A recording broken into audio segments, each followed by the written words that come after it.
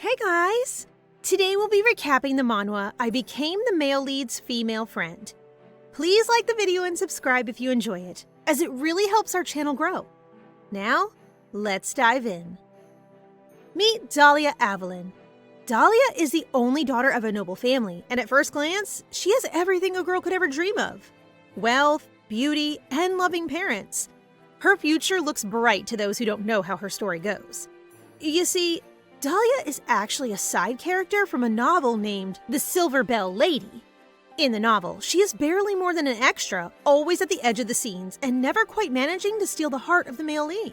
The story itself revolves around the whirlwind romance between Roderick Bowser and the female protagonist who tells the story, a lady named O'Neill with unparalleled beauty. Sounds like a juicy plot, as long as you're O'Neill. So when a young girl from another world was reincarnated as Dahlia Evelyn, you can imagine her confusion. Reborn again as a baby side character, she found that life as a baby was actually pretty fun. She had two loving and beautiful parents who never got sick of her and spent as much time as they could by her side, which is pretty rare for noble parents. Plus, the House of Evelyn is a wonderful family and a good name to have inherited. The Duke and Duchess themselves have always been the perfect couple and had the utmost respect for one another. Maybe that's why her father, the Duke, doesn't have the heart to reject his wife's idea for Dahlia's nickname, Darling. I mean, it's not bad, and I guess it does sound a lot like Dahlia, but the baby hates it. And being in an infant body, there's not a lot she can do about it. Luckily, time goes by faster than she expects, and Dahlia is soon old enough to talk and walk like a proper noble lady. As she grew, she became the spitting image of her mother with her father's rose gold hair. Their family lived in perfect harmony for many years, and for a long time, Dahlia could forget about the plot. Then one day, the Duke received word that the Bowser family were soon to arrive at the capital. The male protagonist, whose name is Roderick Bowser, and like many male love interests, he has a very tragic past. Unlike the Evelyn family, the Duke and Duchess Bowser married for political reasons and never got along. Eventually, the Duke brought home another woman who he doted on far more than his wife, a love which split their family apart. But Dahlia has no idea what point in the novel they are currently at. Maybe none of this has happened yet. Maybe Dahlia will have the privilege of witnessing it all. Either way, you can't blame her for feeling a sense of dread when one day an invitation arrived, addressed to Duchess Evelyn. Naturally, at a meeting of the two mothers, they both brought their children in the hopes of bringing their families closer. Before arriving, Dahlia is incredibly nervous. I mean, how would you feel if you were headed toward the character you were destined to fall in love with? A man you knew would never love you in return. Well, luckily for Dahlia, this time around, she has control. She can choose how to live her life, and hopefully not waste it on arrogant heirs who won't love her back. They arrive at the giant mansion of the House of Bowser, where a butler escorts Dahlia and her mother inside. The mothers, who are old friends, reunite and introduce their children to one another. At first sight, Dahlia is totally awestruck, because the child hiding behind Duchess Charles Lena Bowser is a beautiful, angelic-looking creature with long, dark hair. That's weird. The Bowser family never had a daughter in the books. Dahlia introduces herself with a smile and makes one critical mistake. She addresses the child as she. Yeah, I know. I would have thought that was a girl too. I mean, look at him. He's too pretty for words. But this child is in fact Roderick Bowser, the male protagonist of the novel. He's just very feminine. And sensitive too, apparently, since he starts crying as soon as he's misgendered. Dahlia's mother seems to have made the same mistake, which is hardly surprising. Once he's done being a crybaby and the parents have left him alone, Dahlia tries to apologize for her mistake. Roderick kind of just stands there staring at her, so her next tactic is to offer him a walk. Anything to shake the awkwardness between them. Unexpectedly, Roderick takes her hand, and in the moment that their eyes meet, Dahlia realizes she might not be able to resist the fate set out for her in the plot. I mean, can you blame her?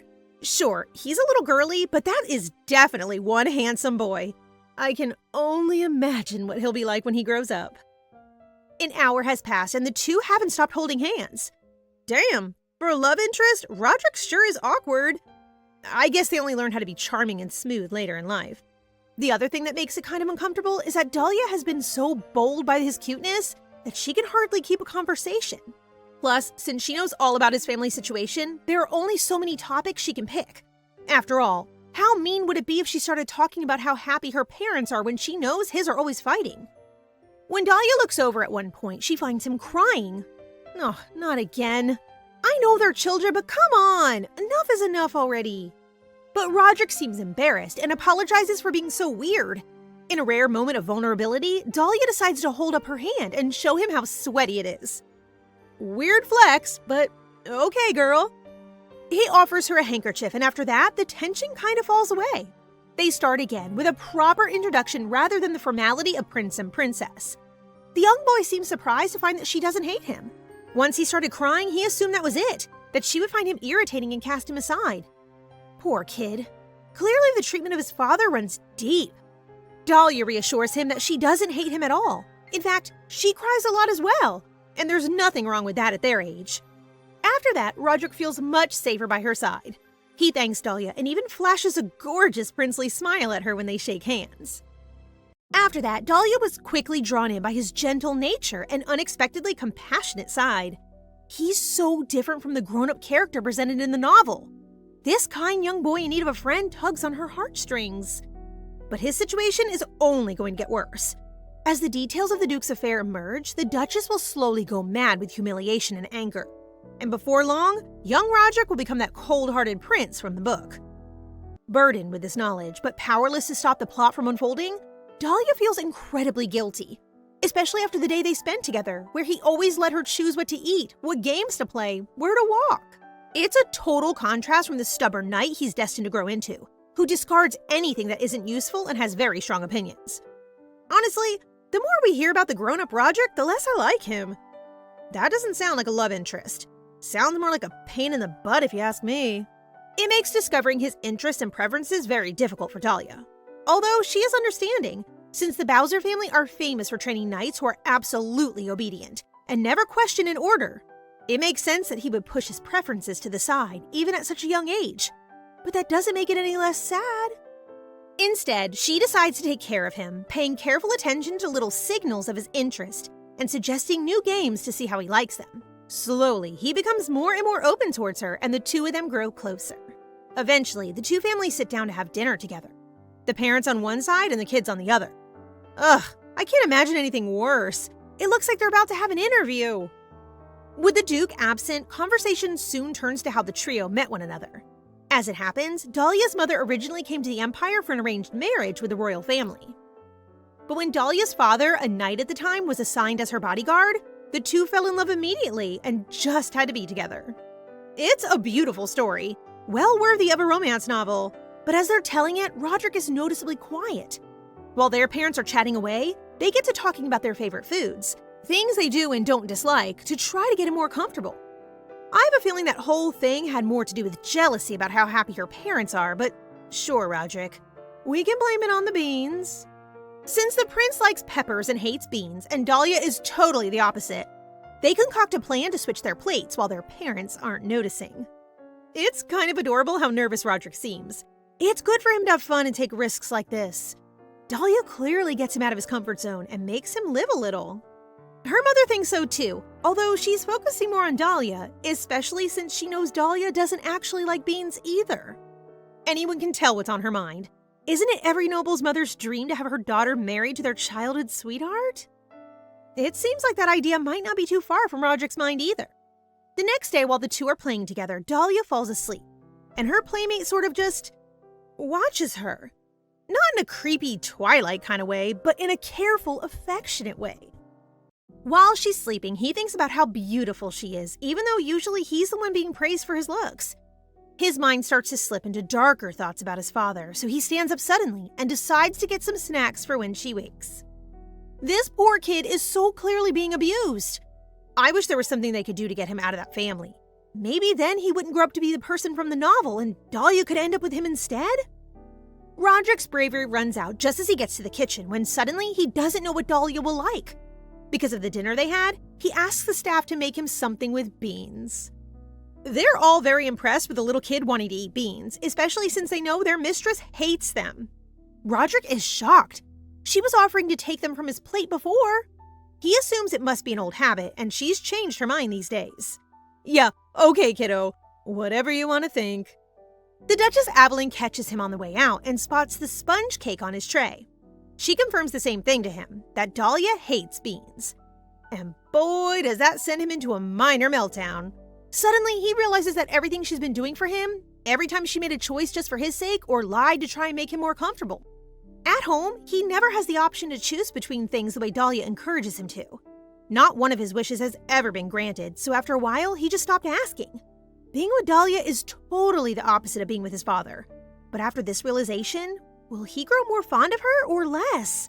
It's hard to tell. One thing is clear, that Roderick is now doubting whether his best friend is really happy when she's with him, or if it's more out of sympathy. Oh no! This is the worst! Kids this age shouldn't be worried about that sort of thing. After all, she was just trying to be kind. From then on, there's a pretty clear difference in his behavior toward her. He isn't so awkward or easily embarrassed, and sometimes he straight up just brushes her off. In the space of a few days, he suddenly becomes very good at hiding his emotions, and seems to be observing her much more than before. Dahlia just can't figure it out, until a few days later at dinner with her parents. Her mother asks if she can eat beans these days, and suddenly the whole truth comes tumbling out. About the cake and what the Duchess said to Roderick. Everything. By now, it's pretty obvious what's happened. Her first thought is that she should apologize, clear the air between them, own up to the whole thing. That way, maybe he will trust her again and let down his guard a bit more? But every time she tries to open her mouth, the words just get stuck. I mean, it is a pretty awkward thing to have to own up to. Sorry, I actually hate beans. I just lied to be nice. What a weird thing to say. The other thing is that she doesn't want to make him feel ashamed or pitiful. And because all of this needs such careful wording if she doesn't want to hurt his feelings, she ends up swallowing it and saying nothing instead. I'm starting to see how these two characters ended up estranged in the original novel. I wonder if their falling out was over beans as well. A few days later, the Duchesses get together for a shopping trip and invite the kids along as well. Roderick doesn't often get a chance to go to the city, so it's kind of a special occasion for him. Dahlia is hoping this will be an opportunity for him to relax a little, and maybe then she can apologize. Dahlia's mother asks if they'll sit together in the carriage. Her daughter says yes. The prince says no. Damn, Roderick! I didn't realize one little incident about beans would send him this far over the edge. Once they get into the town, they head for a bakery. Dahlia expects Roderick to pretend to want sweets and eat them without complaint like usual, even though he doesn't really like dessert. So she asks her mother if they can just have tea and fruit instead, spinning a whole tale about how she doesn't want sweet food. But the moment the words have left her mouth, Roderick accuses her of lying. Yikes! Is it just me, or is it starting to get really uncomfortable between these two? He points out that she used to say she could never get sick of dessert. She tries to explain herself, but then he brings up Beangate, and suddenly he's saying he can't stand it when she lies for his sake. He even goes as far as to say that it makes him hate himself, and makes him doubt that she ever really enjoyed spending time with him. Woof, there it is. All out in the open now. He suddenly gets up and storms off. Dahlia follows him, but he won't listen. Suddenly, a waiter appears from nowhere, knocking into her and throwing hot tea into the air. It gets all over her dress and burns her hand. Immediately, Dahlia is swarmed with knights, distracted by their concerned mothers. And all the while, Roderick watches on, never saying a word. Well, there goes her shot at an apology. Everything ruined by one cup of tea. When Dahlia gets home, she's checked over by a doctor who says the burn won't leave a scar. She's all fine, but in order to avoid the wound getting infected, she's told to stay at home for the next week. Firstly, that's a bit of an overreaction for spilling some tea on her hand. And secondly, how the heck is she going to see Roderick now? The longer the situation stays unresolved, the more likely this is to be permanent. Time is of the essence, Dahlia! Rather than disobeying the doctor and her parents, Dahlia is still hoping Roderick still has enough affection and that he'll come and visit. Which he should do, right? Any decent boy would, since it is kind of his fault she ended up this way. But after a whole week in bed, Roderick never once turned up. On the final day of her containment, Dahlia rushes downstairs, determined to see him. To her shock, she finds Roderick and his mother sitting in their living room. It turns out he's been visiting the house every day. He just never actually came to see her. I can't tell if that's better or worse, honestly. This is where having a previous life comes in handy. Dahlia is emotionally intelligent enough to know that he doesn't hate her.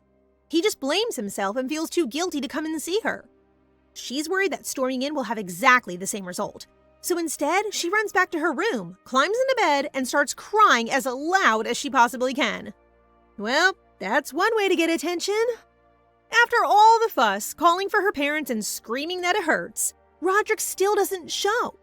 The doctor gives her a strong dose of painkillers that he says will make her sleepy, so obviously, she doesn't eat them. Eventually, after everything is calmed down, the boy of the hour does arrive.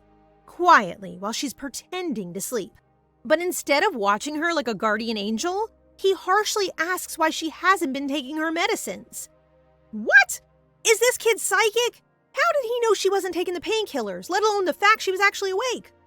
So Dahlia sits up and opens her eyes. Roderick is surprised, but he doesn't run away. Good. Box number 1 has been ticked. Box number 2 is getting out a formal apology, but Roderick cuts her off and starts rambling about how she must hate him and she only suffers because of him. Oh dear, this goes deep. Dahlia can tell that words won't reassure him, so she switches tactics. Instead of comforting him, she asks the prince for a favor. Since he still feels guilty about her injury, he's eager to give her anything at all, he says. She extends a hand and asks him very simply to be her friend. It sounds silly, but I guess Roderick never thought of her that way before. And he's probably never had someone he could truly call a friend, not with his father being so controlling and cruel. Dahlia finally gets the chance to tell him how happy he makes her, and finally explains why she lied the way she did. Of course, Roderick is happy to accept her as a friend and make clear all the misunderstandings between them. After hours of talking and reconnecting, they fall asleep side by side, finally back to how things were. Ugh, what a relief. I really wasn't sure how things were going to go for a while back there. After their little reunion, Dahlia asks Roderick if he'll come by more often in the future, like he used to before. Well, you know, beans. He says of course, which apparently signals to Dahlia the start of a very important project. Getting to know the prince. She knows some of his likes and dislikes, but he's still holding back his opinion, acting like it's less important than hers. So the mission is to make him give his opinion too, and see himself as equally valuable in their friendship. No big deal. Just convince a chronically self-conscious kid with an abusive father that they have worth. Sure, piece of cake. Undeterred by the scale of the task, Dahlia begins with what she calls self-respect project, and what I call mission impossible. She quickly realizes that this is not going to be as simple as she might have hoped, and asks the family librarian for help, who turns out to be exactly the right person, because he is absolutely meticulous about this sort of thing. He says that planning his work every day helps him to feel a bit more dignified. Not particularly useful for a kid around the age of 8, but okay. So Dahlia goes around asking everyone what they do to feel self-respect. For her mother, it's writing in her diary. For her father, it's swords. Yeah, just swords.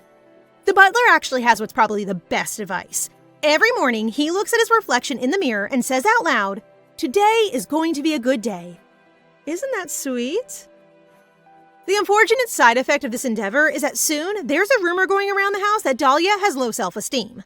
All of the servants and staff start gathering to try and cheer her up with their personal cheat codes to confidence. But it's all useful. So in the end, Dahlia surveys all the opinions and puts together a list of 8 solutions for Roderick's self-respect. Is this starting to feel a little bit patronizing to anyone else? I don't know about you, but if someone handed me a list of ways to respect myself, I don't know if I'd take it all that well. 3 days later, Roderick arrives, looking all dapper in his little robe with his hair tied back. Immediately, Dahlia pulls him aside and asks about his hobbies, things he likes to do. The little prince doesn't have any special hobbies, but he does admit that he used to like when his mom brushed his hair when he was younger. Oh wait, was that the last time he had something he liked? Jeez, this kid's backstory just gets darker and darker. The other thing he says he likes is playing with Dahlia, so at least that's a plus. As if she's his personal therapist, the next part of the self-respect plan is for Dahlia to make them do an exercise about preferences together. She asks Roderick to tell her things he likes, and when they find something he doesn't like, he has to say it out loud. The poor kid seems a bit uncomfortable, so instead, they decide to write an exchange diary together. Yeah, as if that's any less invasive. Basically, they both need to write a diary of what they get up to every day and how it makes them feel. Then, they'll swap and read each other's once a week. Dahlia bought 2 books and offers the first pick to Roderick. Honestly, I thought he might spontaneously combust, but it looks like the project is working, because he picks one right away, and then blushes like a baby, obviously. The second part of this plan, and coincidentally number 5 on the list of Roderick's self-esteem solutions, is to look in the mirror and compliment himself. The boy is immediately horrified. I mean, This is a kid who thinks that everyone hates him. It can't be easy to look inside and find something nice to say. So for today, Dahlia picks one for him and tells him to say, "I'm so cute." He does his best, despite a little stuttering and some serious blush. She makes him repeat it 5 times, at which point it's more like torture than self-respect. But once he's done, Dahlia repeats it to him, wrapping her arms around him and saying it right in his ear. Well, if those affirmations weren't enough to get him blushing, that will certainly do it. From then on, they work through the list one by one, doing each of the things together. Soon the day comes to exchange diaries. Roderick is a little shocked at just how much she's written, but some of the parts mention him and things she wants them to do together. He seems to appreciate those in his own quiet way. By this point, they have been friends for half a year and are closer than most siblings their age. And yet still, something is nagging at Dahlia that makes her unable to relax. One day, the two of them are playing Jenga at the Bowser household when the Duchess comes in and calls him Rod for short. Dahlia has never heard his nickname before and immediately asks if she can use it too. It's not like she would actually listen if he said no, so I guess it's a good thing he agreed. But then he asks if she has a nickname, and obviously, Dahlia doesn't want him to start calling her darling. Not when they're like 8. So she just pretends she doesn't have one. Why do I feel like that's going to come back and bite her in the butt later on? Unfortunately, her nosy mom is hiding just around the corner and hears the whole thing. She exposes Dahlia for lying, but doesn't reveal the nickname. Instead, she just acts all hurt that her daughter hates the name she made up for her and asks Roderick to be understanding. Right. Like that's gonna help. Perfect timing, Duchess. Thank you. As soon as he knows she's lying, Roderick starts to withdraw again. Now Dahlia is in the tricky position of explaining herself without actually giving the game away. She apologizes for lying, but she says she would be super embarrassed if he used it. But for once in his life, the little prince has enough of a spine to demand that she tell him anyway. I guess all those self-respect lessons are working out after all. Just maybe not in the way she was hoping. So Dahlia just comes out with it. But once the name is out in the open, it's actually more embarrassing for Roderick than it is for her. I guess the pressure is kind of on him to say it now. Go on, Roderick. You can do it. Suddenly, enjoying his shyness, Dahlia coaxes him through it, loving the way he blushes as he says it. And she doesn't let him off the hook, even when they meet the next day. He still can't call her darling, so instead he offers to do other things instead. Literally anything she wants. Anything other than that nickname. Uh-oh. You've really done it now, Roderick. I don't think he has any idea how cunning this girl can be.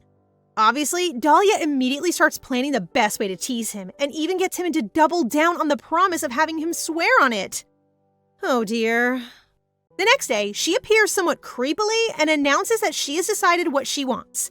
She wants them to roleplay. No, get your mind out of the gutter. Not that kind of roleplay.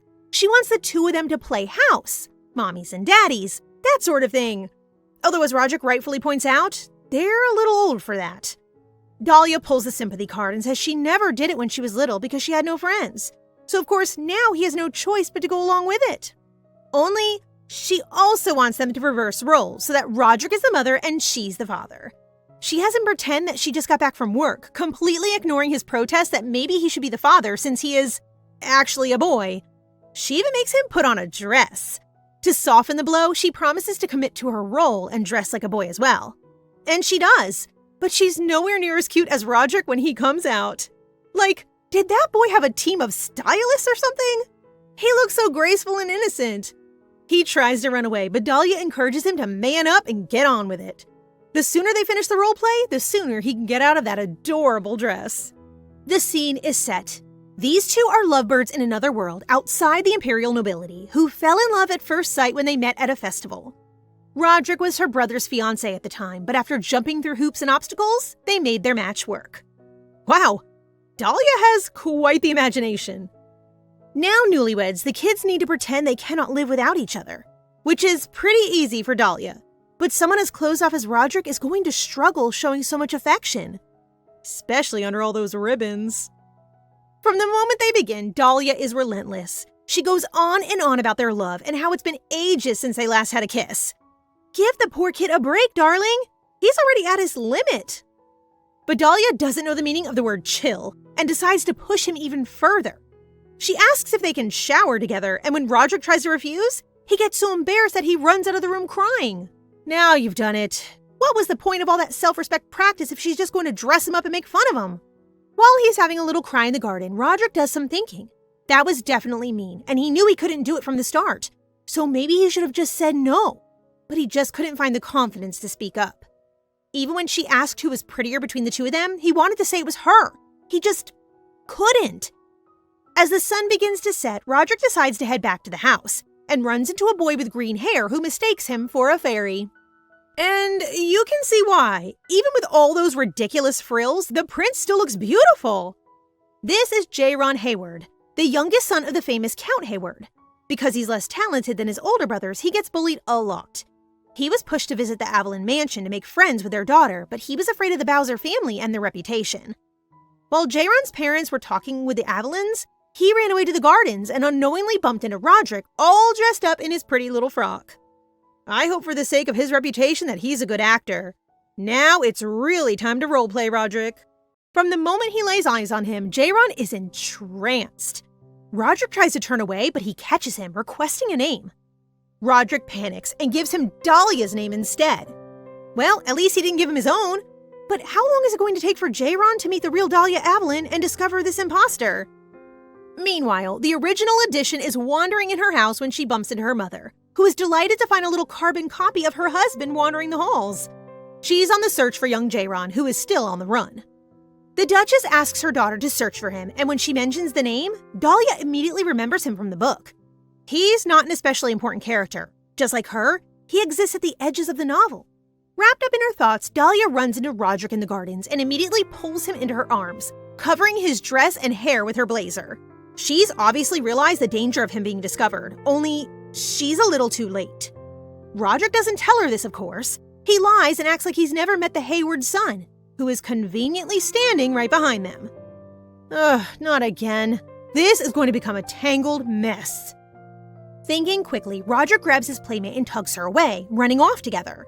Little do they know that J-Ron saw the whole thing, giving him his jacket, the way they talk like close friends. And the worst thing of all is that he mistook the real Dahlia for Roderick Bowser. So now he thinks Roderick and Dahlia are in some kind of early age affair and has all these heartfelt imaginings about his first love being unrequited. Ugh, all this because that silly girl wanted to play dress up. If word gets through to their parents, she's going to be in big trouble. Eventually, the little Hayward was found and returned to his family. Probably a little heartbroken, but otherwise unharmed. A few days later, Roderick finds the courage to scold his playmate for putting him through the whole dress-up game. For once, Dahlia is quick to apologize. Probably because even someone as reckless as her knows it went a little too far. But as time goes on, innocent little Roderick changes bit by bit. Self-respecting and more dignified, he's able to hide his emotions, but not as coldly as before. So basically, he's just growing up. They continue writing in their diaries, but Dahlia is worried about upsetting Roderick since he actually has a spine these days, so she never tries to read his entries. That is, until one day when he accidentally knocks his diary off the table, revealing a particularly emotional page. It says all sorts of mushy stuff that you would never expect from a kid like Roderick. Things like, "Dahlia makes me so happy," and "I hope this moment lasts a lifetime." Well, hello? Where has little Romeo been hiding all this time? Dahlia, of course, is delighted. She basically takes it as one giant compliment, but it's not all cherry blossoms and romance. While Roderick can't help but smile, there's something dark behind his expression.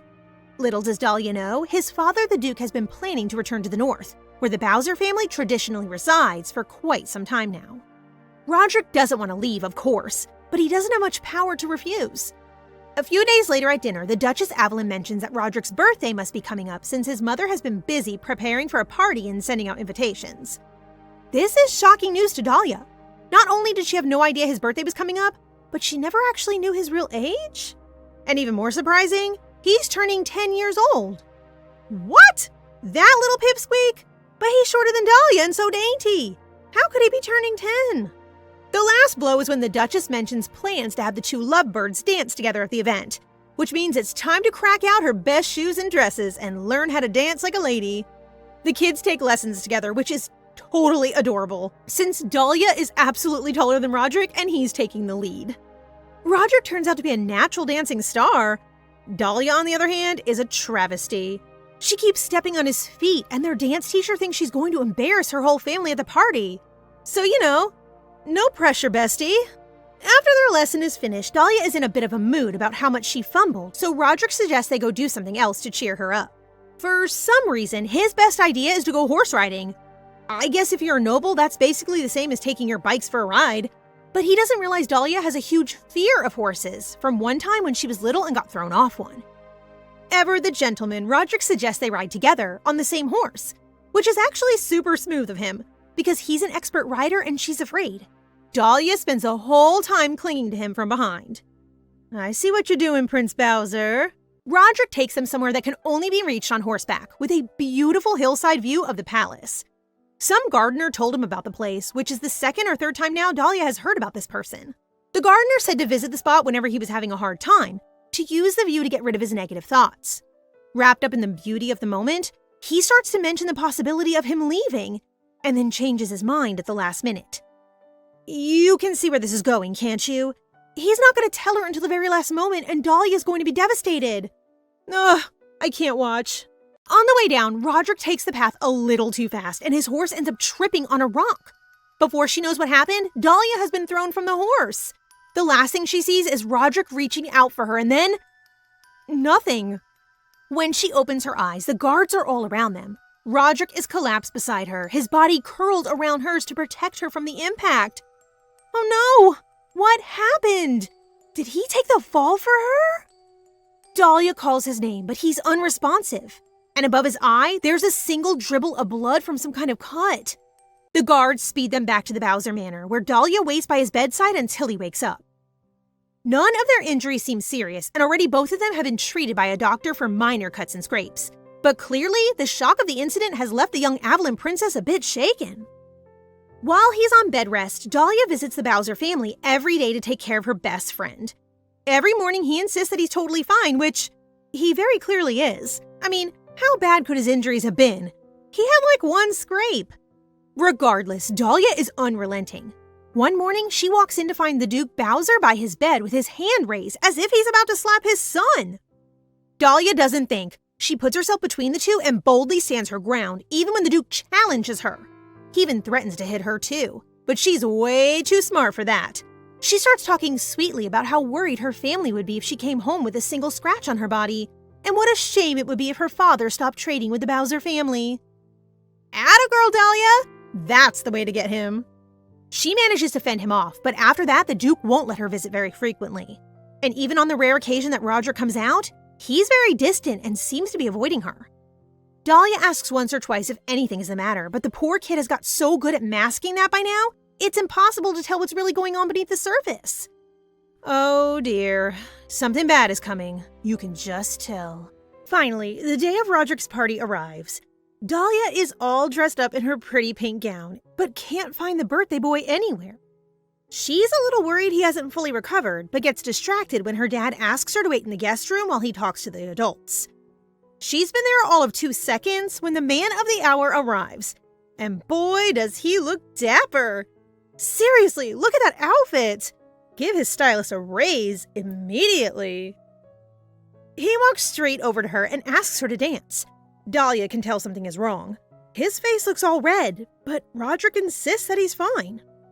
She tries to protest, but he clenches his fists. If they don't dance now, there won't be another opportunity, he says. Dahlia is just worried she'll step on his feet or embarrass herself in front of their guests. She doesn't seem to realize the weight of his words, what he's truly saying. But one way or another, she goes along with it. She takes his hand, allowing herself to be led to the dance floor, even though her mind is racing. I can't help but feel sympathy for her, honestly. Who would want to dance in front of so many nobles when you know you've got 2 left feet? I sure as heck wouldn't. The music starts to play and Roderick leads her assuredly, smiling at her the whole time. And what do you know? She dances perfectly. The audience applauds them both, and before Dahlia even knows what's happened, it's all over. She confesses to Roderick that she gets nervous in front of strangers. She could never have done that without him at her side. Then she goes on to talk about how they can dance together at other parties and get better every time. Yeah, you see Roderick's face? I don't know if you're going to get another chance, bestie. After a moment of silence, both kids suddenly talk over one another. It seems like Roderick might have been about to admit what's on his mind, but Dahlia insists on speaking first, because of course she does. She gives him a gift, his birthday present, a beautiful old-fashioned stopwatch. And get this, it has the date they first met engraved on it. How romantic is that? It's just as heartbreaking as it is heartfelt. And Roderick knows there will never be a better opportunity to be honest. So he tells her, then and there, that he's leaving. At long last, the day has come, and Dahlia's fears have come true. The Duke returned to the capital with his mistress and immediately asked his wife to return to the north. The Duchess stood her ground and demanded that the mistress return from whatever hole she crawled out of first, and eventually he gave in. Honestly, Dahlia isn't stupid. She had a hunch that something like this was coming, and besides, she read the book, remember? Although Roderick hasn't given her any idea of when he'll return, she remembers from the plot that he's about to endure a lot of hardship. In the original story, they won't return to each other's sides for another 5 years, when war breaks out and the story really begins. Before leaving, the Duchess sent an invitation to the Avelyns requesting to see Dahlia one last time. She and her mother come to visit, but Roderick isn't there. So she goes to seek him out, since she has a feeling he'll be in a secret spot, the inside of a hollow tree. Just as she expected, he's sitting there, sulking. At first, he tells her to go away, but she's obviously not going to leave. Instead, she starts talking about the first time they met. That manages to get him talking. He even admits his first impression of her wasn't great. Well, of course it wasn't. She literally misgendered him. But as Dahlia points out, they probably wouldn't have ended up such good friends if she hadn't made him cry that day. She asks him to write often and thanks him for being her friend. That's when Roderick starts crying. He falls into her and quietly says he doesn't want to leave her. Oh, guys, stop! I'm gonna cry. This is so sad. Who knows when they're going to meet again? I guarantee whoever comes back in 5 years won't be the same Roderick we know and love. Dahlia must be thinking the same thing. Before getting in the carriage, she warns him that there's a lot of hardship ahead. Whenever it gets too tough to bear, she says, he has to cry. Sounds kind of weird, but I guess she's trying to say don't bottle it up. She gives him a handkerchief and promises that when it gets wet, she'll come and see him. Kind of a weird pact, but the gesture is sweet. And with that, she leaves. The unbreakable pair have been split. Of course, Dahlia is quick to write him letters before he's even arrived up north. The first few days without him, she's so bored that she kind of just sleeps the whole time. Her and Roderick used to do everything together, and she literally has no other friends. For Dahlia, this whole thing kind of just sucks. Her parents are a little worried, so they decide to organize a gathering of other children in the hopes that she'll make some new friends. But she assures Roderick that no one will be as close to her as he is. Roderick's reply is pretty stark in comparison. His life is ruthless. All he does is study and train, day in and day out. But he's trying his best, hoping that if he does well and fulfills his duties, he'll be able to return to her soon. He's such a pure-hearted kid. But I don't think that nasty Duke is going to let him back anytime soon. Meanwhile, Dahlia has started being sociable with the other noble children of her age. It seems tiring, and she hasn't found anyone she really clicks with yet. But next spring, her birthday is coming up, so she leaves a not-so-subtle hint in her next letter that if he's bored, he should spend some time trying to think of a birthday gift for her. I love this girl. She never misses an opportunity for presents. The Duchess Bowser helps him pick out a dress, but Roderick's personal present is a hair tie he picked himself.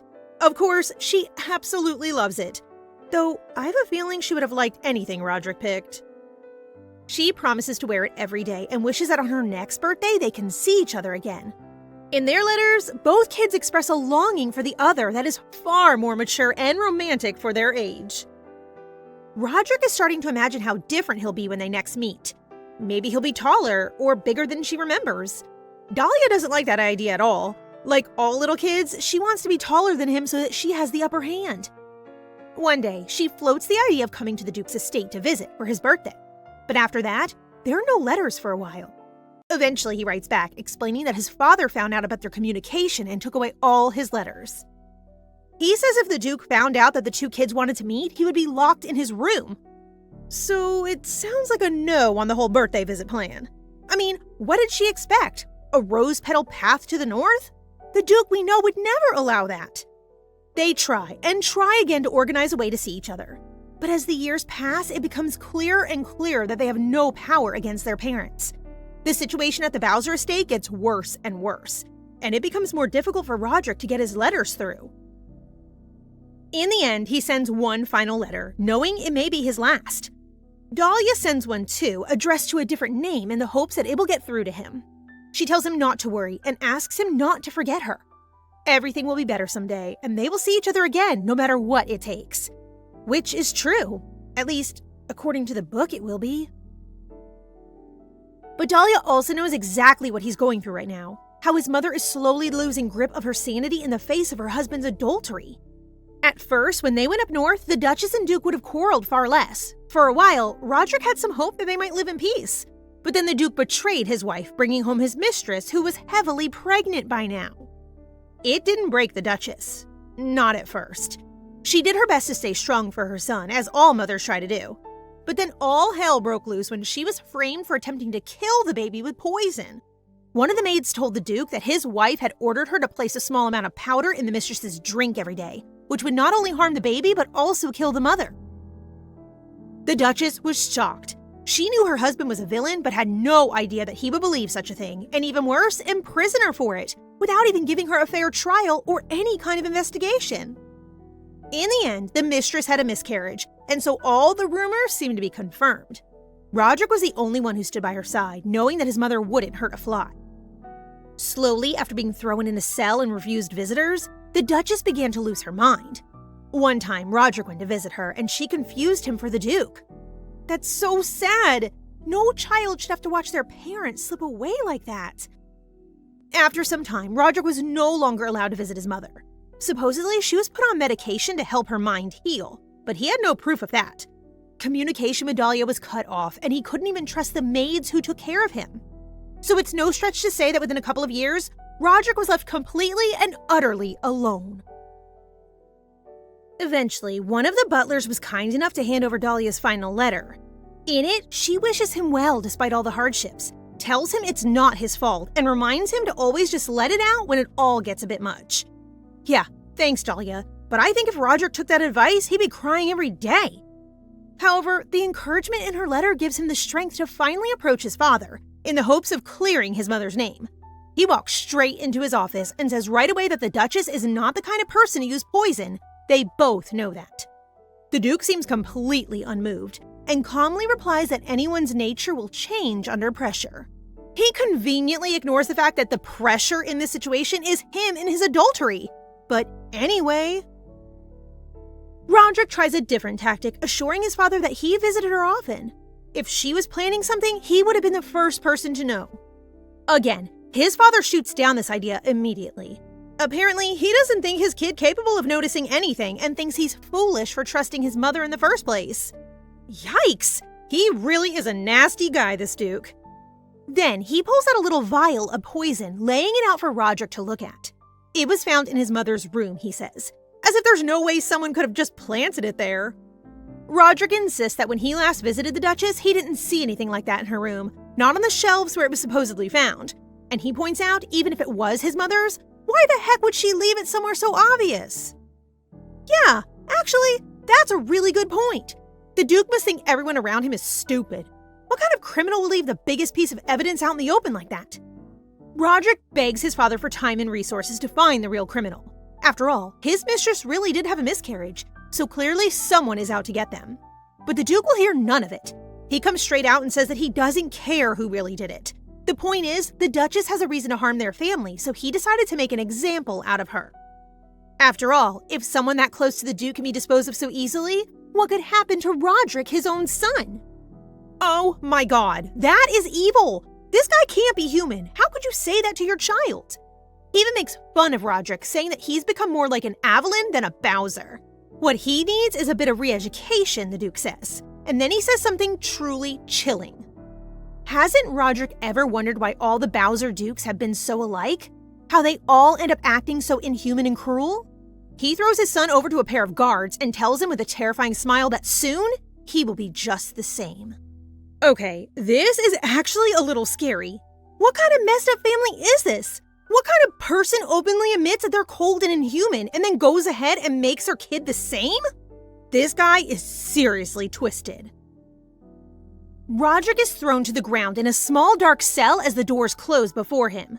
Initially, he can't see very much. The first thing he notices is the smell. kinda fishy, like rotting carcasses. That's because it is. That's right, the Duke Bowser just threw his 12-year-old son into a dead body dump. A little cell with all the corpses that are difficult to dispose of. I'm not sure what kind of character building this is supposed to be. Isn't something like this more likely to make a kid go crazy than cold? Poor Roderick is already freaking out. After all, he has no idea how long he's got to stay here. It could be a few hours or a few months. With the Duke in charge, nothing is impossible. It's not long before Roderick is banging on the doors, begging his father to forgive him. He calls for his mother, for the knight who trained him, his servants, anybody. But he hears nothing, no sound of footsteps or key in the door. So he starts calling out for Dahlia instead. I guess he's hoping that she'll keep her promise, to come and see him when the handkerchief is wet. But even Dahlia can't save him now, not in that horrible, dark little prison. After a while, as you might expect, he stops banging on the door and asking for help. As the days slip by like water, it becomes easier and easier to stand the smell. Soon, Roderick is even grateful for the cell. In there, he has no mother or father to worry about, no bickering family members or injustice to fight. When the knights return for him, Roderick is quiet and limp. He can't even remember the names he was calling for anymore or why he was holding on to that handkerchief. As they pull him away, he drops it in the blood and leaves it behind without a second glance. Damn! I thought this manhwa was about princesses and fairy tale romance. When did everything get so dark? The servants start to gossip about the state of the Bowser home. The Duchess is going mad, and the Duke is deliberately torturing his son, who has become hardened and cold just like his father. Roderick begins to find the everyday cycle of life boring, so it almost seems like he's asking for it when his father suffers an attack. He runs in to find blood everywhere, his face in ruins as his mistress weeps over his wounded body. And what does Roderick do? He just laughs, like a total psychopath. I guess that's what he's become now. Let's hope Dahlia isn't expecting her old playmate back, because I have a good feeling that kid is gone forever. Speaking of Dahlia, one day she wakes up crying after a dream that her father was called away by the royal family to fight in the war. That doesn't happen in the original novel, so she can't figure out why she keeps dreaming it. The war itself isn't due to start just yet, but since the story takes place a few years after the war ended, Dahlia has no idea when it will start and what will actually happen. All she knows is that it lasts for nearly a decade and that they are victorious in the end. But a lot can happen in a decade. In a mad sort of mission, she starts writing down every detail she can remember from the original novel to try to get more information about the coming conflict. The best clue she gets is that the Empire could have won far earlier than they originally did if they hadn't been so ravaged by disease. So Dahlia dedicates all her time from then on to finding more clues, gathering any information involving diseases and doing her best to find a cure. That's a woman in STEM, all right! Good for you, girl! But throughout all of this, she continues to have horrific dreams about what might happen in the future. Her parents, noticing how hard she's been working, encourage their daughter to take a break and not overdo things, which is easy for them to say. They're not the ones having prophetic visions of future atrocities. Soon, news arrives down south of the attack on the Duke. He has been injured for half a month, and there's no sign of improvement. Obviously, this is bad news for the family, but it's also bad news for the Empire at large. You see, the Duke Bowser is in a unique position at the northern border of the Empire. It's his responsibility to protect the people from the monsters and barbarians beyond the border. And with the Duke wounded and half their legion eliminated from a battle with the monsters, things are not looking good. The nobles are trying to decide whether to donate more money to the family or if they should pull out and abandon the Bowsers.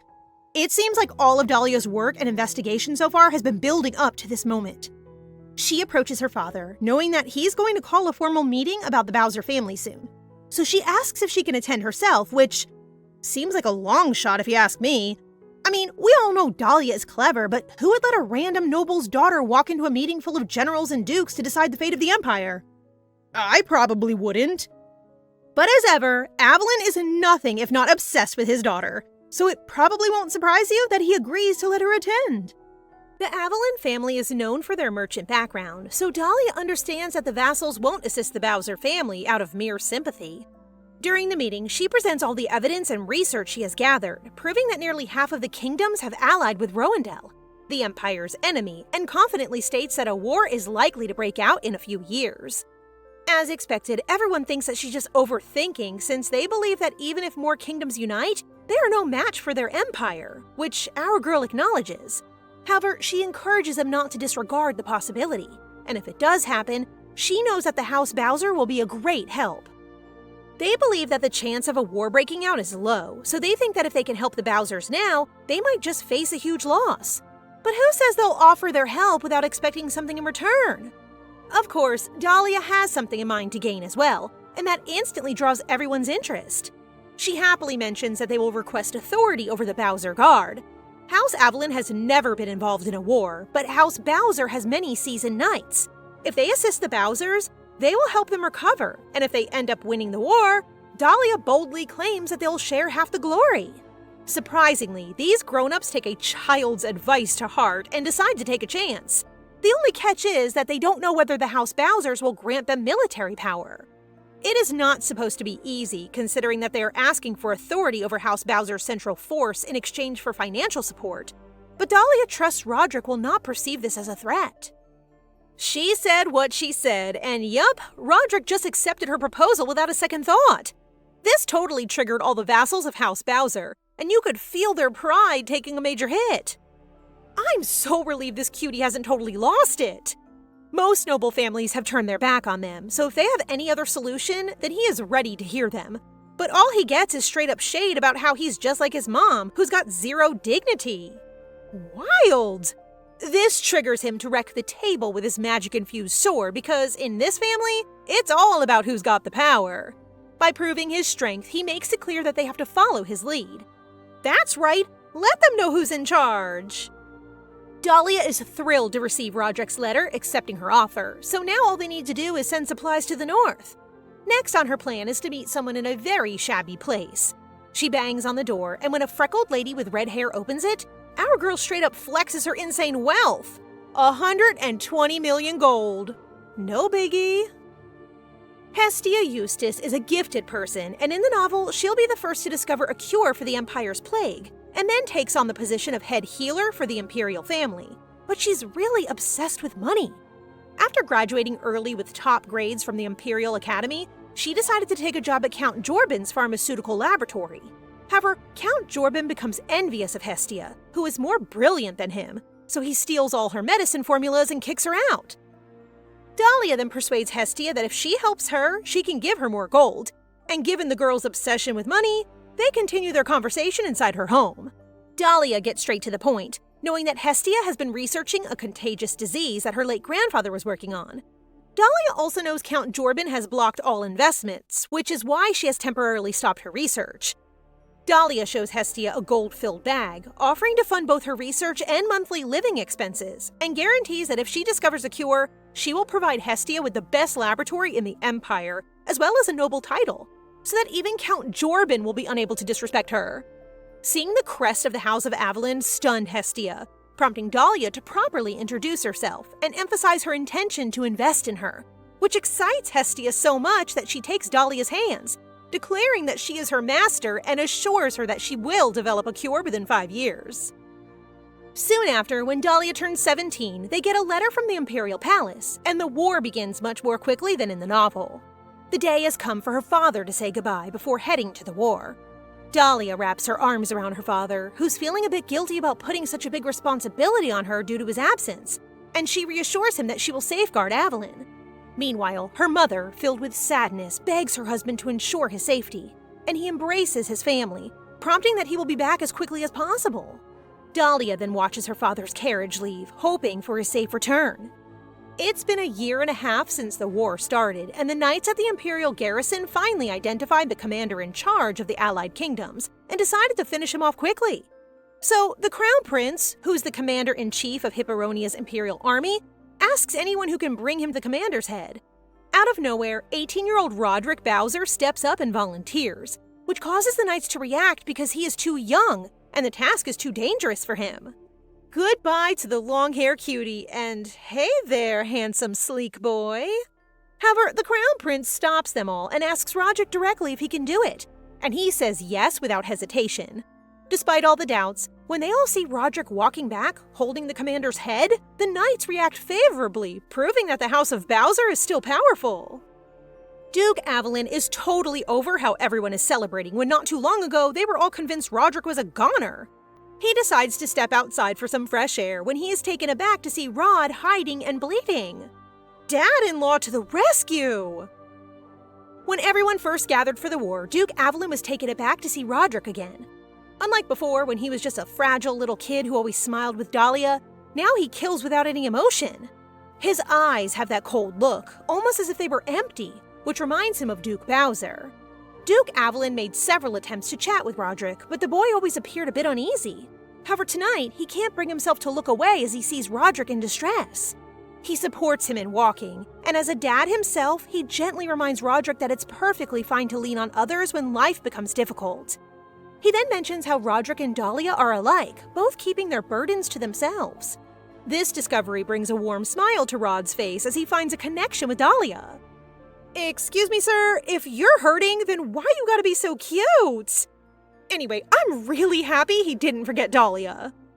It's hard to believe it's been a year and a half already, and the war is still going on. Our girl is facing her own war too, as she works tirelessly from morning to afternoon, handling all the duchy tasks. In the evenings, she dedicates her time to checking with Hestia about the cure. There's just one major problem after the cure is ready, and that's figuring out how to share the news with everyone. She can't simply announce that she has a cure for a new disease. While some might see her as a hero, others are likely to be suspicious. In fact, they might even think her family played a role in spreading the illness. She really needs to figure out how to distribute the cure without raising any eyebrows. But it's tough to come up with ideas when she's buried under a mountain of documents to sort through. Just then, her father's secretary, Lowell Kidman, advises her to check the chief secretary candidates' resumes and reminds her to make her choice today. All heirs of House Avalon require a chief secretary, as they are required to study abroad. Their secretary will assist them and continue to serve them until they become the head of the house. She's feeling a bit down that, due to the war, she can't study abroad. Even so, she still takes the time to check the resumes, and only one applicant named Jaron Hayward seems familiar. But what truly stands out is how great he is. After graduating as valedictorian in economics at the Imperial Academy, he worked as an investment analyst for the Rubobel Corporation. This company isn't your typical corporation. It's one of the most well-known merchant companies. Therefore, working as a strategist there means that the applicant is a genius. Her confusion grows as she wonders why someone as remarkable as him would want to work for her. Curious, she turns to the next page to find out why he applied. But all she finds is what appears to be a love letter where he declares his undying love to the woman who has his heart. Oh my gosh, this is that boy whose first love is Rod in a dress! 19-year-old Jaron Hayward's first love heartache had such an impact on him that he devoted himself to his studies. As if fate were working in his favor, he learned that the House of Avalon is looking for a chief secretary for their heir, Dahlia.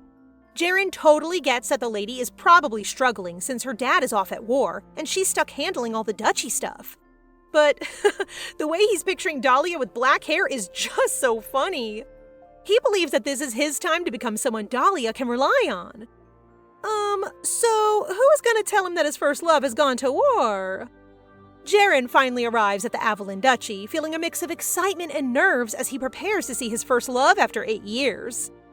When the door opens, revealing the stunning Dahlia with her rose gold hair and crimson eyes, he can only manage to say, "Who are you?" The room is filled with Dahlia's laughter as Jaron turns all red from embarrassment after they both cleared up the misunderstanding. After having a bit of fun with the seaweed, Dahlia asks him if he still wants to continue with the interview. When he responds with a yes, they dive right into it. As expected, Jaron answered all of her questions with ease, which is a good sign. So she decided to give him a not-so-hypothetical question. If a plague spreads during a war and she happens to have the cure, what would his plan be to spread it secretly? As a strategist, he believes they should share the cure recipe because if it is an infectious condition, huge quantities of the drug will be required. But if she wants to make money, small amounts will be produced and sold exclusively for a high price. However, when Dahlia states that she's not doing this for money, he realizes that this is not just an interview question, which is actually preferable because it may help her find the solution faster. Jaren then advises her that they build a ghost organization, which is a firm that does not belong to any country, requiring them to grow it on their own without assistance. Similar to how major businesses set up slush funds. However, getting this started requires a significant amount of capital since they'll need to purchase small-scale businesses from various countries. Jaren happens to have plenty of connections, whether from the academy or from his time at Rubabel. Dahlia is surprised by how he planned everything out, so she asks if he already knew she would bring it up, which makes him react. Something about his attitude makes her less trusting of him, and she is now wondering if Jaren knows the future as well, or if he predicted the war or something. However, when Jaren covers his face while admitting that he always wanted to help her one day and how he tried his best to prepare something for her, Dahlia realizes that he has been in love since he was little. She even playfully teases him that she will introduce him to Roderick next time. Anyway, if money is their only problem, then our girl is totally set, because the moment she stepped into this novel, she was all about those investments. So yeah, she's basically a billionaire now. We are time skipping again, and it's been 4 years since the war. The Hipperonia Empire is doing well, having successfully brought all the allied nations to surrender. All that's left is to take down the Roendel, but this leader nation is quite a tough opponent that the Empire is finding challenging. The envoy they sent failed, so Duke Goldman's second son, River, suggests that they send another one as he is confident that they can persuade Roendel to give up. Rod, on the other hand, has a different idea. Because the Rohendel fortress is surrounded by a mountain range, they should have their mages hurl fireballs, turning the fortress into a sea of fire. This sparks an argument between the two, as River considers Rod's proposal to be inhumane because it includes burning down innocent people's homes. But Rod claims that doing so will allow them to end the war in just one day. Oh no, it seems like my boy is not scoring any points with Dad-in-law right now. After Duke Avalon helped Rod with his injury last time, they started talking about their families. Since then, the Duke has seen that Rod is becoming impatient to wrap up the war, and is even putting himself at risk. All that conversation probably made him miss Dahlia like crazy. The plague is at last here and is spreading rapidly. Duke Avalon is more concerned about his family than himself. And just then, Rod arrives with a package from Dahlia. Rod can't take his eyes off the package, so father-in-law has no choice but to open the box right in front of him. Inside, there's a letter from Dahlia along with a so-called health tonic for him. They did it! They made the cure! Following that, rumors about the cure circulated, and the majority of those who contracted the disease got cured as a result. This leads the Crown Prince to suspect that this is part of Roendel's plot. So he investigates and discovers the company that created the treatment. They offer to hand over the recipe cure in return for the mine in the Felitos mountain ranges, which are known to be empty wastelands. The Crown Prince assigns Rod to oversee the meeting with the trade company, and if he finds any questionable activity, he orders him to kill everyone involved.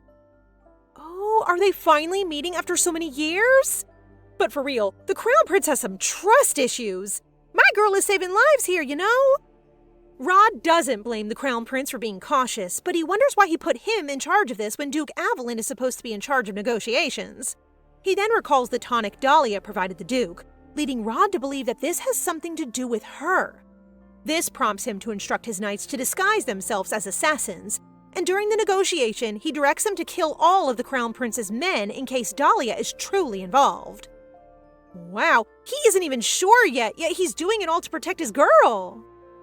The negotiation is over, and it appears that our leads did not meet because Dahlia is shocked to learn from Jaren that her father did not attend, but Roderick did. She appears serious until she reminds Jaren that their company has negotiated with his first love. She just won't let the poor guy forget his first love. Perhaps until they're old. On a serious note, Jaren asks Dahlia why she wants the mine in Felitos, and she simply responds she needs the wasteland. Yeah, because that mine is actually a money land because it's full of magic ores, which the female protagonist discovered in the story, but they do say finders keepers, right? Before Jaren leaves, he warns Dahlia that someone may be helping them because someone has been eliminating the Crown Prince's men. Thus, he suspects it is someone who opposes the prince. After 1.5 years, they finally made their way to the Roendel fortress, and Roderick was the one who fearlessly beheaded the king. My sweet boy looks so relieved that the war is finally over, and yay, Duke Avalon is finally back home with his wife and daughter. All of her hard work and preparation paid off. Her dad and Rod are both safe, and the epidemic has been successfully managed. The next day, Dahlia receives an invitation letter to celebrate the Empire's victory, and she can't help but think of Roderick, whom she hasn't seen in around 10 years. She drops into her bed, feeling anxious about whether things will get super awkward between them at the party. Today is the day, and even though the red ribbon Roderick gave her is worn out, she decides to wear it as a hair decoration. The Duke and Duchess Evelyn are really aging like fine wine as they arrive at the banquet, while our girl in her white and red dress looks extra sexy and cute. Dahlia can't handle the crowd, so she settles down on an empty bench. Soon, Jaren approaches her, and wow, black and gold really suits him. He lets her know that the Crown Prince is still looking into their organization, but keeps running into obstacles thanks to that person who's lending them a hand. They then hear ladies gushing about Roderick, prompting Jaren to casually comment that Dahlia must be nervous to see her friend again after such a long time. But this makes her tease him again, saying that it must be him who is nervous now that the master of his heart has returned. Just then, Roderick's name is finally announced, and he looks absolutely regal in that white and blue outfit. He pays no attention to anyone else and heads straight to finally hug the person he misses the most, Dahlia! I didn't expect him to be so blunt, and I love it! She was surprised to see the cutie pie all grown up and manly now, which makes her feel a bit awkward that she starts addressing him formally. So Rod quickly asks her to stop that. He then extends his hand and invites her to dance, but as they twirl together, neither of them feels brave enough to speak first. Well, our guy here has that blank expression, plus he is now tall and charming, so I get why she feels that way. Dahlia isn't quite sure what to say. Perhaps asking how he is or discussing his contributions to the war would be nice? Maybe she could apologize for not visiting him or ask if he still has the handkerchief she gave him. But in the end, she chooses to talk about something completely random. Feet. She appears a bit shy as she tells him that she's not stepping on his feet anymore since she has danced a lot and feels more at ease now. She then asks if he still remembers her promise to show off her dance skills when they meet again, and she feels so surprised when, at last, Rod shows her that familiar smile, the very same one he wore in their childhood days. Dahlia relaxes and beams at him, realizing that he's still the same best friend she's always cherished. There you go! My baby's finally reunited!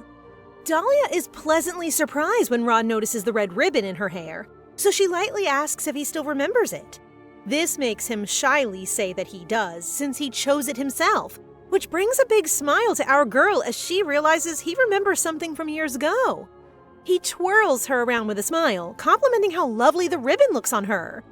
When the music stops, they are approached by a charming blondie, River Goldman, who Dahlia recognizes as the best second male lead of all romance novels and has stayed single throughout his life.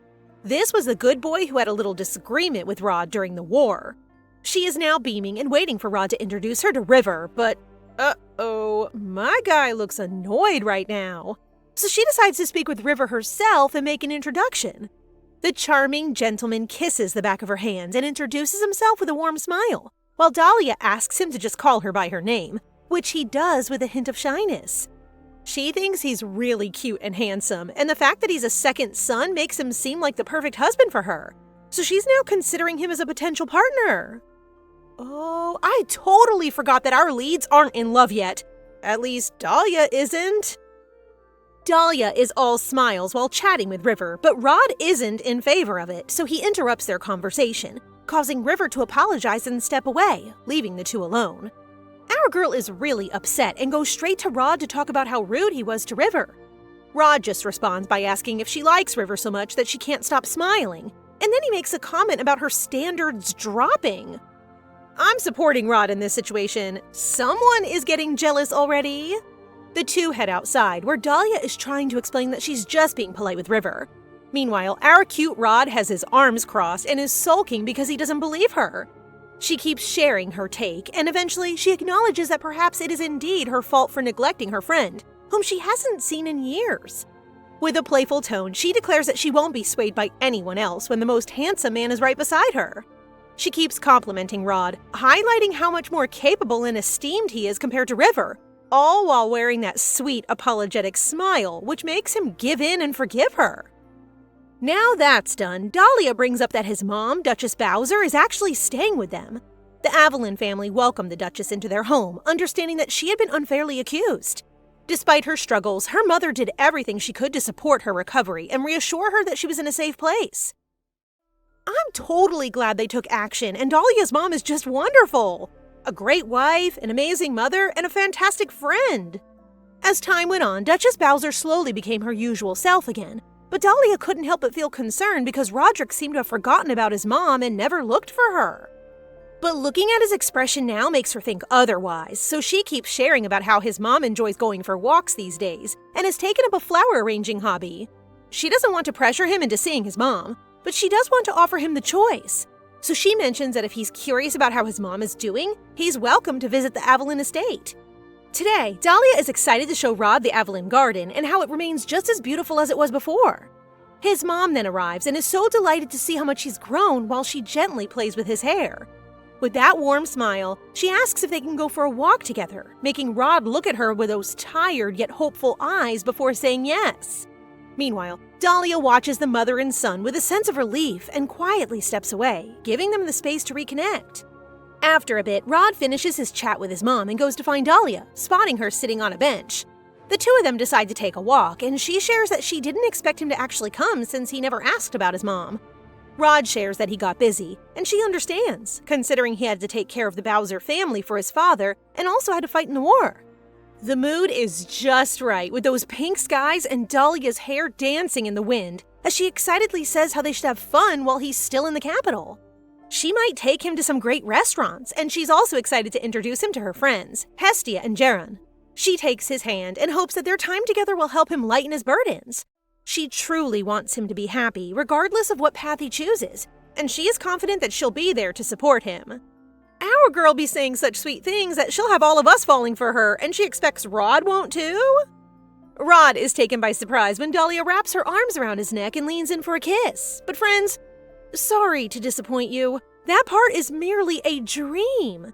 He immediately sits up and flushes, questioning himself for having such a dream. He looks particularly haggard today as a result of not being able to sleep for days following that dream. He blames it on the day Dahlia held his hand, but in his head it progressed into a kiss, prompting him to bang on the table during his meeting, forcing him to cover his red face right now. Ethan Miller, the 4th Division commander of the Bowser Guards, is a blunt gentleman who questions Roderick if his behavior is related to the rumors that he and Lady Dahlia are lovers. Meanwhile, Dahlia is being pestered by their vassals about getting a husband, and they even have a list of all suitable single noblemen in the empire. They keep cornering her until she has no choice but to run away from them. She rushes to her mother's office and requests that the vassals cease pressuring her into marriage. Mommy finds this amusing, but she does tell her that it is common for her age to already have a fiancé. But she understands that her daughter is more focused on work than on men.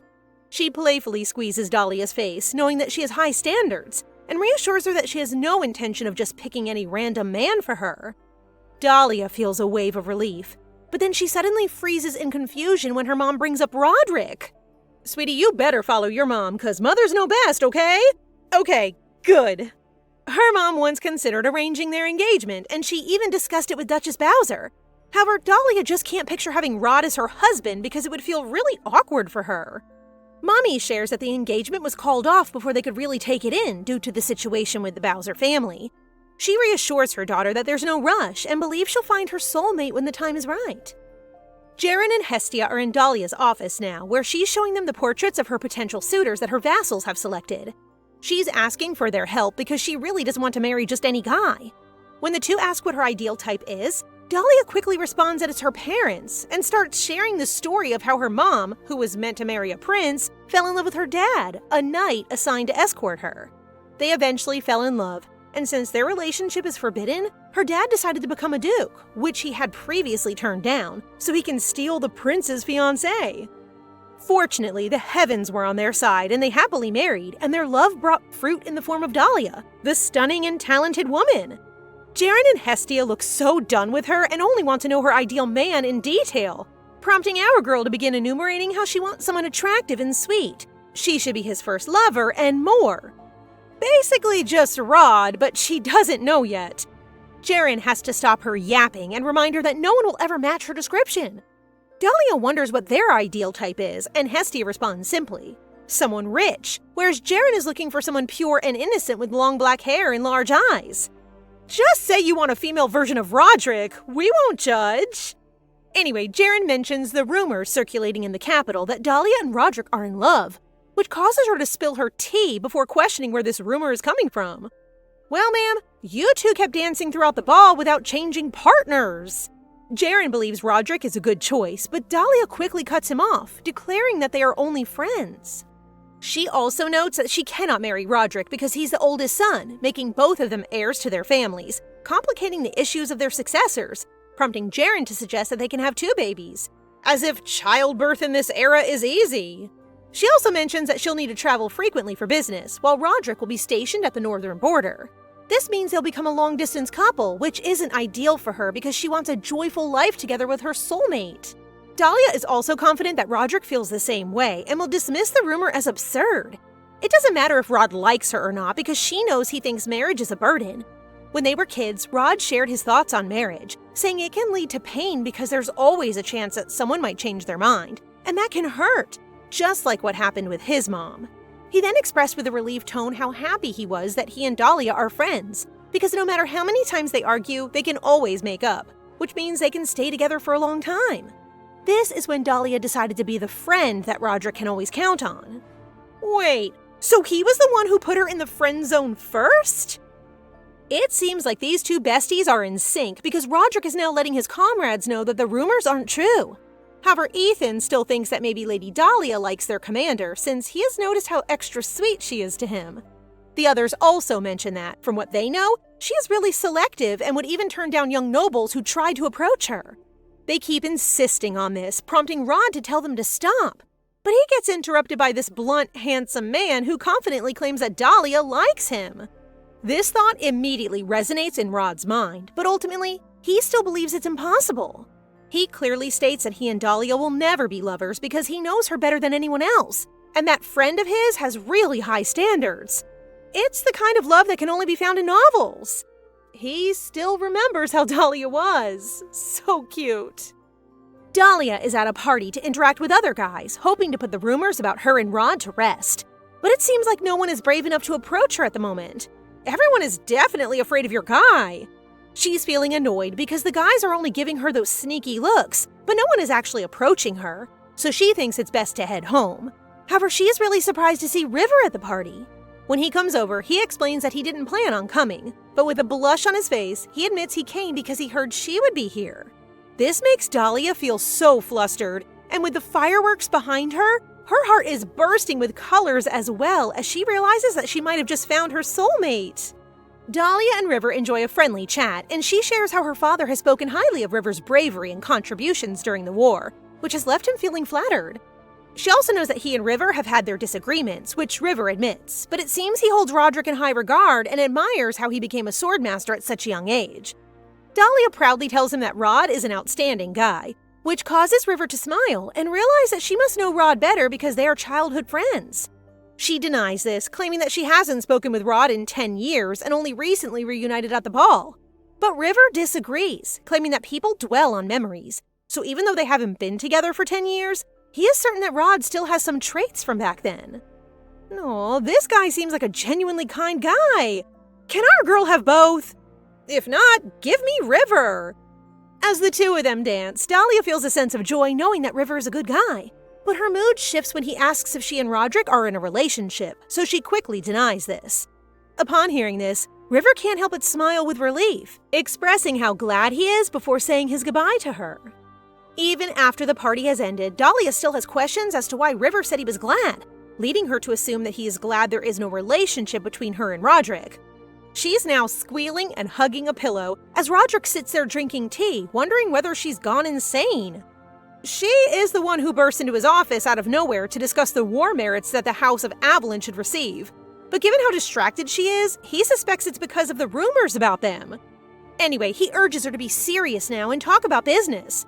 But Darling simply responds it was an excuse to see him, making his heart skip a beat. Now I feel bad for Rod. She then asks whether he has already received a marriage proposal from the Imperial Palace, as she has heard that the Emperor wants him to become his son-in-law. She heard some rumors at the recent party, but it really dismays Rod that she only talks about marriage rumors involving others and not about the ones concerning the two of them. Noticing Dahlia's confusion, he stands up and mentions that he has a lot to take care of, suggesting that she should head out now too. Dahlia is now in the carriage, feeling a bit uneasy about whether she made a mistake. Then she starts to think that maybe Rod is really seeing someone, perhaps the female lead. That could explain why he seemed upset earlier. Maybe he's worried his partner might misunderstand his relationship with her. She decides to set it aside for now, since it's not the right time for the female lead to appear, but it's still really bothering her. Lowell shares with Dahlia that Count Jorbin is requesting the Avalon to invest in his new medicine, which her father is thinking about, although most of the vassals are opposed to it. You may have forgotten who Count Jorbin is, so to refresh your minds, he's the one who kicked Hestia out because he felt jealous of her incredible talent. After Dahlia comes up with an idea, she rushes to Hestia to see if she can make a better version of the medicine that Count Jorbin is working on. Dahlia holds Hestia's hands and reminds her of her promise to give her a title and the best research facility. Dahlia is excited to share that she can now fulfill one of her promises, so with a bright smile, she announces that Hestia will soon have a brand new research facility equipped with the latest technology. But there is a catch. She must create a new drug, and with a determined expression, Hestia swears not to sleep until she does. After that, Dahlia cheerfully tells Lowell that she will lend the Count the money with no interest, but with a playful smile, she adds that she'll take his pharmaceutical lab as collateral. Hestia is a cherished friend to Dahlia, as she was the one who created the cure that brought the war to an early end and saved her father from the disease. Now she feels like the right moment to make the Count pay for his actions. So wicked. Keep it up, darling! The plan is simple. Lend the Count the money and use his lab as collateral. She is confident that the Count will take the offer since there's no interest involved. He might believe that all he needs to do is sell his new medicine and pay her back, but that's when her evil plan comes into action. She'll ensure it won't sell since Hestia is set to launch a similar but better version of the medicine even before he can get his out to the market. Count Jorbin is almost certain to face bankruptcy because people might believe it's fake medicine, and just like that, Dahlia will take over his lab. She is absolutely thrilled and is already celebrating, scaring Jaren, and he believes she can make the devil cry as well. She then informs Jaren that she will meet with an insider who can provide information on what Count Jorbin is trying to create so that Hestia can get a heads up and create a better version of it. Dahlia and Lowell are meeting with the guy, and she discovers that the Count is creating a stimulant that helps relieve fatigue and can boost stamina. The informant even heard that the Count is claiming that after taking his medicine, the person can stay up all night without feeling tired, and he shares all the details in a dessert package as a clever disguise. As they leave the dessert shop, she bumps into River, who is there to pick up some treats because he's heard the shop has the best cake around. Dahlia shares that she's here to buy something too, but the reality is that this bakery is more than it seems. It's actually a secret hideout for informants. River feels a bit shy about inviting Dahlia for a chat, and she happily agrees. While they stroll, River shares that he had considered sending her a letter, but he feels a bit anxious about whether she would appreciate it if he reached out without a specific reason. This is making Dahlia feel so giddy inside because it means River has been thinking of her all this time. So even though she stutters, she lets him know that he has permission to write her whenever he wants, making this cutie blush. As they continue walking, Dahlia spots a shop featuring ribbon that closely resembles the red ribbon Rod gave her. River offers to buy the ribbon for her if she likes it, and she responds that she can just buy it with her own money. But here comes this poetic guy again with his comforting words. He mentions that when someone gives her a gift, it's filled with memories of that person, making it even more special. This leads Dahlia to give him a sweet smile as she carefully asks him to gift her with his memories, which leaves this bright sunny man a bit flustered. I'm all about Team Rod, but if they keep making River this adorable and such an excellent pick, I might just start shipping these two. Dahlia has been staring at the bracelet River gave her for I don't know how long, and she is now rolling on her bed, feeling butterflies in her tummy because he is gorgeous and sweet. Fortunately, she returns to her normal self after remembering that she has work to accomplish, which is to sell the medicine Hestia produced. Every one of the Bowser Guard's captains is truly the complete package. Lux, the captain of the 2nd Division, looks great with that long silver hair. Leona, the lady captain of the 3rd Division, definitely has a baddie vibe with her short red hair. And we can't forget Ethan, the handsome and straightforward captain of the 4th. Then there's Michelle, the lady captain of the 6th Division, who appears to be a sweetie on the outside. After introducing themselves to Dahlia, they all become serious, thinking she might be here to give them orders to take someone out. Whether it's an individual, a group, or even on a national scale, they're ready for anything. Dahlia is experiencing some culture shock, so she quickly shares that House Avalon has created a stimulant to help with fatigue, and she would love for the four of them, the incredibly popular Knights of Bowser, to help promote it. She then shows the catchphrase she wants them to use to promote the product, and it ends with a big smile and a wink, which leaves these poor knights extremely horrified, prompting them to ask for Roderick's help. Sorry guys, your commander has no power against Dahlia, and he orders them to pay attention to her while keeping a straight face. Before leaving, Dahlia gives Rod one of the stimulants and, with a smile, asks if he has time for her. She couldn't ask him last night because he made her leave, which made him go quiet before he apologized, but she interrupts him, as if to say it's not a big deal. With a beaming grin, she reminds him that they promised to spend time together and relax. Just like that, everything is back to normal, and Rod finally cracks that smile again. The captains get goosebumps seeing their commander smile, but they rush to him, believing that Dahlia has feelings for him and that he should make a move. Rod simply urges them to get lost and walks by them since seeing Dahlia smile earlier has turned him red and left him wondering why his heart goes doki doki. I'm switching ships again. Call me weak, but I love blushing boys. Today is the day they're going to spend some time together, or should I say, have a lovely date. Dahlia looks so soft and radiant, while Rod is looking extra handsome in his suit and gloves. Today's coach lady is Leona, who is so cheerful as she compliments Dahlia's outfit. She almost lets slip that Rod did too, but she stops herself when she senses her commander giving her a glare. Dahlia is taken aback when Rod easily lifts her into the carriage, causing her to blush and even wonder if he could carry her in bridal style. To her eyes, Rod is still that same little kitten, but now she's beginning to see that he has grown into more of a strong and handsome black leopard. They arrive at the men's clothing store, and while Dahlia and Leona are happily picking out clothes for him, my boy, who isn't quite used to this, sits in the back looking a bit grumpy and asking them to stop. Our girl sweetly uses her charms to persuade Rod to try on more suits, and even brings up the time they played house, making him flinch. In the end, he gives in to her wishes once more. After shopping, the two head out for some tea and desserts, and Dahlia is feeling so happy right now, enjoying moments she had only wished for before.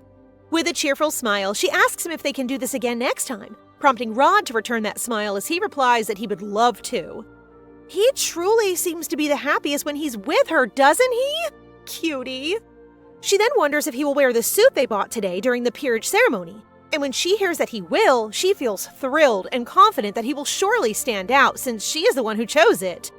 As they chat about the ceremony, Rod glances at her and after a brief pause, asks if she has a partner for the event.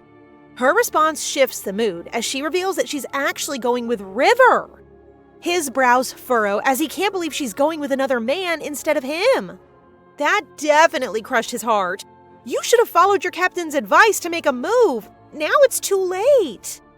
Dahlia playfully teases him about whether he's considering being her partner, completely unaware that she's hurting his feelings. He stops her, looking a bit grumpy, and mentions that he never asked about who she plans to go with. Dahlia feels confused again and wonders what she might have done wrong, especially since he was the one who started the topic. Today, while Dahlia is going about her usual work, she can't help but think about Rod's bright smile, something she hasn't seen in quite some time. She's not sure exactly why he got so upset, but she believes that if they go out again, he'll be back to his usual self. She is currently thinking about their next adventure, perhaps heading to the lake for some boating fun or visiting their family villa for a lovely picnic. I love how the roles have turned. Dahlia is the one doing the planning and Rod is so baby girl coded. Lowell happily bursts into her office to share the good news that Count Jorben has finally gone bankrupt. They quickly took his laboratory, and Hestia is now beaming with joy in her new space. She's especially thrilled that she was able to physically take down the Count with a little kick here and there. Hestia then shifts to a serious tone as she shares with Dahlia that during her work on their new medicine, she discovered that Count Jorben's product was actually drugs. This situation seems a bit suspicious because Dahlia believes that the Count is aware he'll eventually be caught, and his sponsors will likely get involved as well. Dahlia then gasps as she realizes this, thinking back to how the Count went to House Avalon to borrow money, which basically means he was trying to set them up for a trap. She jumps right into the investigation, but she hasn't really figured out who the mastermind is yet. she discovered that someone had been generously funding the Count, but then suddenly pulled out. Now she feels quite sure that someone is secretly and carefully targeting her family. She is now on the carriage with Jaren, who notices that she looks a bit tired. He kindly suggests she should take the anti-fatigue medicine, which makes her tease him again for being so adorable and caring about her. They are heading to the ceremony where she was meant to go with River, but instead, she finds herself with Jaren since the preparations for the peerage ceremony are taking a bit longer than expected. Jaren gives a confident smile, knowing that Rod will be so happy to see that Dahlia came with him instead of River. This confuses her, and he clicks his tongue, commenting on how clueless she is.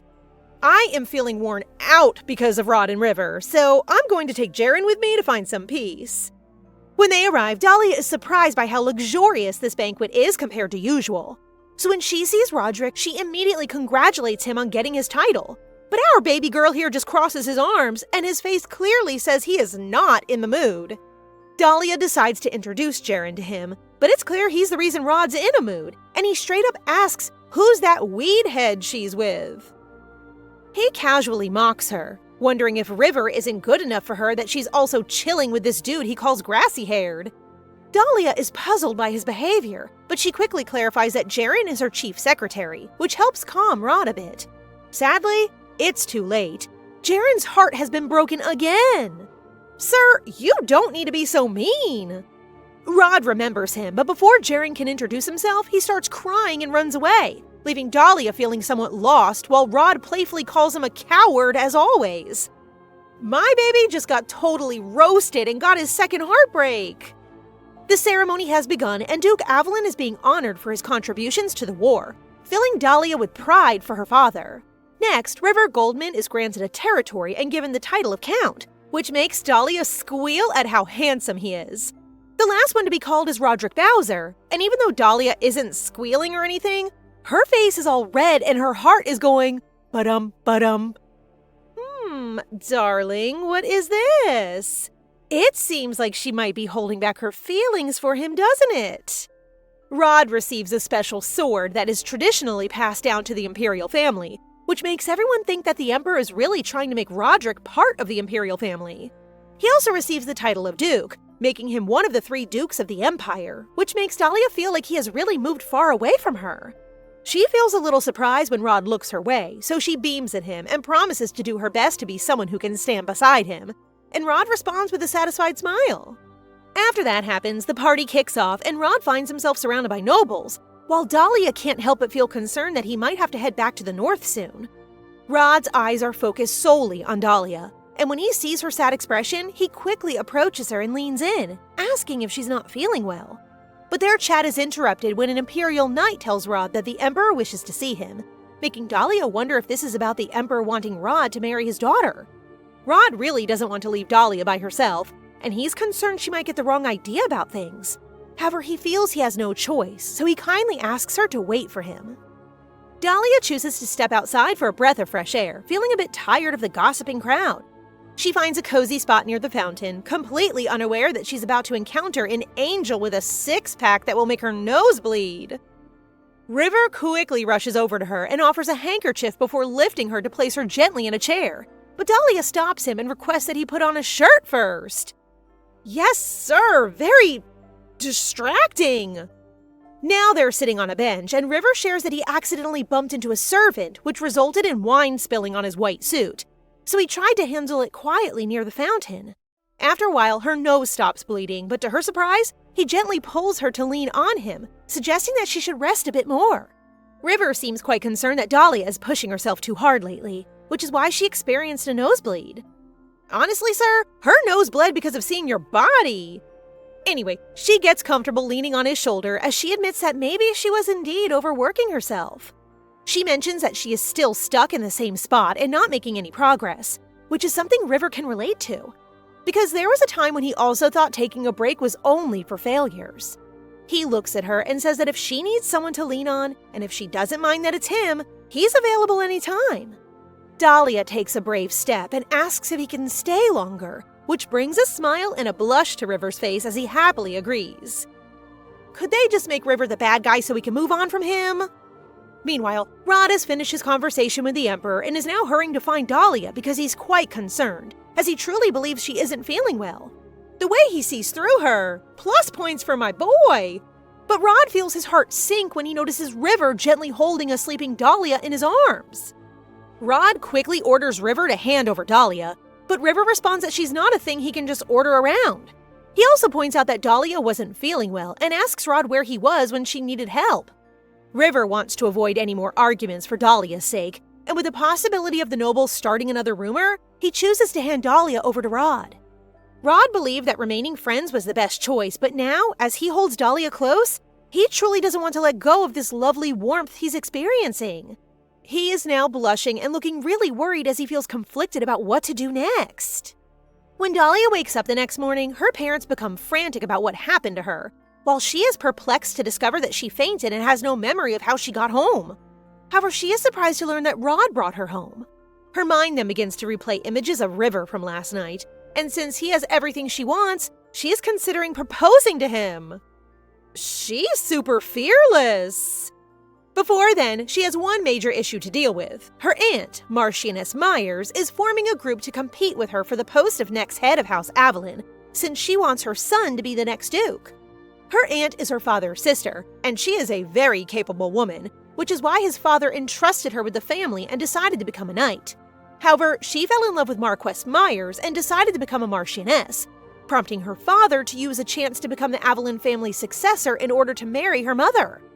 Dahlia finds this suspicious because her aunt is not the type of person who's thirsty for power, making her concerned that this is tied to the unknown person who has been targeting her family. She shrugs it off for the time being and focuses on protecting her position as the future heir, which will be determined by the performance of the trade company. She plans on using her special card, the Mind of the Felitos Mountains, but Lowell informs her that the title competition will be about accommodation, requiring her to run an inn. Dahlia is now losing her mind, while Jaren is simply watching her and commenting on how terrible this is, given that tourism and lodging are currently in a drop. There was a travel craze once, so House Avalon purchased a few hotels to keep up with the trend, but it swiftly faded. Jaren, the strategist, presents her two options: the easy route, which will take longer, or the hard way, which will take less time. Dahlia, the shameless girl that she is, smiles and says she wants the easy and quick way. Same girl, same. Jaren sighs and decides to simply explain both options. The first one is to extensively rebuild the inn, making it more public-friendly until its name becomes established, which will undoubtedly take some time. The second option is to acquire business rights to Beloa, the continent's largest port city. It is the maritime center of the Hessen Kingdom, connecting to several countries. But because it is more famous than the kingdom itself, the people refer to it as the Beloa Kingdom. Building an inn there will undoubtedly be successful, but Jaren informs her that she will have to compete with the youngest son of House Rubabel, who also wants business rights. The youngest son may have average talents, but he has a wide network that includes the Prince of the Hessen Kingdom. But Jaren believes Dahlia still has a chance to win because the king has been delaying the business license. Dahlia becomes dizzy when she recalls that in the story, the king's youngest daughter suffers from an incurable sickness, which gives her confidence that she can persuade the king to grant her business rights. No one knows what his daughter's illness is, but as someone who has read the story, she knows it as mana deficiency syndrome. It is a condition that can cause someone to die slowly, but the solution is simple. They require magic mineral sap. However, her current challenge is obtaining this magical mineral, which can be located in the northern forest of darkness. This reminds her that with winter approaching, Rod will have to head back north, and that thought is making her feel a bit sad. Since she fainted during the party, Roderick has been sending different captains to her house, which she appreciates but finds uncomfortable, and she wishes Rod would just come himself if he's so worried about her. Today is Leona's turn, and Dahlia discovers that the northern forest has become dangerously overrun with high-ranking monsters. So the Emperor decides to provide the Bowsers with reinforcements. Leona thinks it's not necessary, while Dahlia feels this is part of the Emperor's plan to have Rod as his son-in-law. A knight from the Imperial Palace insists on Rod leaving for the north as soon as possible, but our guy here refuses because he has already stated that he'll go in the winter. The knight emphasizes that this is a direct order from the Emperor, prompting Rod to question what will happen if he disobeys it. Is he brave enough to draw his sword in front of him and his captains? This causes the poor knight to get scared and run for his life. Rod wants to stay a little longer because he's concerned that if he doesn't take action now, he and Dahlia might drift apart and end up feeling awkward around each other. Above all, he really doesn't want to think about River coming between them, so there's no way he will leave. Finally, it's about time to get it together, mister! Today, Dahlia feels a wave of happiness as she receives a letter from River, but her heart sinks a little when she reads at the bottom that he'll be joining the expedition team heading north. She happily lets Jaren know that she plans to follow River to the north, and shyly mentions that she might return as a family. She even invites Jaren to join her since it could be fun to collect magical mineral sap together, but he declines and states that he isn't fond of River. Jaren gets serious and mentions how strange it is that River keeps running into her. He's heard that the current Duke Goldman is quite power-hungry, so he feels something might be off and advises Dahlia to stay cautious. It's great to see that Dahlia is staying level-headed and is on the same page as Jaren about being cautious. He must be involved with that group that's working to take down Evelyn, right? Such a manipulative bastard! Thank goodness our girl has a sharp bestie. Dahlia then goes to Hestia and informs her that she must create a cure for mana deficiency, but she does not have to worry because she will travel to the north to obtain magical mineral sap. When Hestia learns that Dahlia will be staying with the Bowsers, she immediately declares herself a dating expert before requesting Dahlia to take her with her to the north. Honestly, whatever goes down in the north is gonna be exciting. It didn't take long for Dahlia to decide to venture to the north. Or, in her parents' understanding, to follow Rudrick, as they reminisced about the times when the little persistent Dahlia wanted to go wherever the boy was. Claire can only dream that perhaps the two will become a couple. As do we. However, Dahlia insists nothing will ever happen between her and Rudrick, as they're just friends. Oh boy, but Papa Adelio can see right through her as he questions if she is plainly denying because of River. Thus, the interrogation starts. It is well known River is the second son of the Goldmans, plus the most renowned bachelor in society. Not to mention good looks and good personality, an automatic A+ brownie points to her parents. Yet Adelio can't help but ask the biggest question we've all been asking for. What about Rudrick? Still, Dahlia is persistent that she is merely friends with Rudrick, and anything beyond friendship is not likely. On a side note, River gives her the doki dokis, the heart fluttering. So Dahlia is confident that after this trip to the north, she will be bringing them a marriage partner. Speaking of Rudrick, it's been a long while since she saw him. Then again, he must be super busy now with the rampant monsters in the Forest of Darkness with the Bowser Knights. But the stakes are now high, as the Emperor sent out support troops to follow him, which means Rudrick will now be indebted to the Emperor's favor. Rudrick will furthermore be busier, but Dahlia is already adamant with her decision. As soon as she sees her childhood friend, she's at a loss with how worrisome the man in front of her appears to be.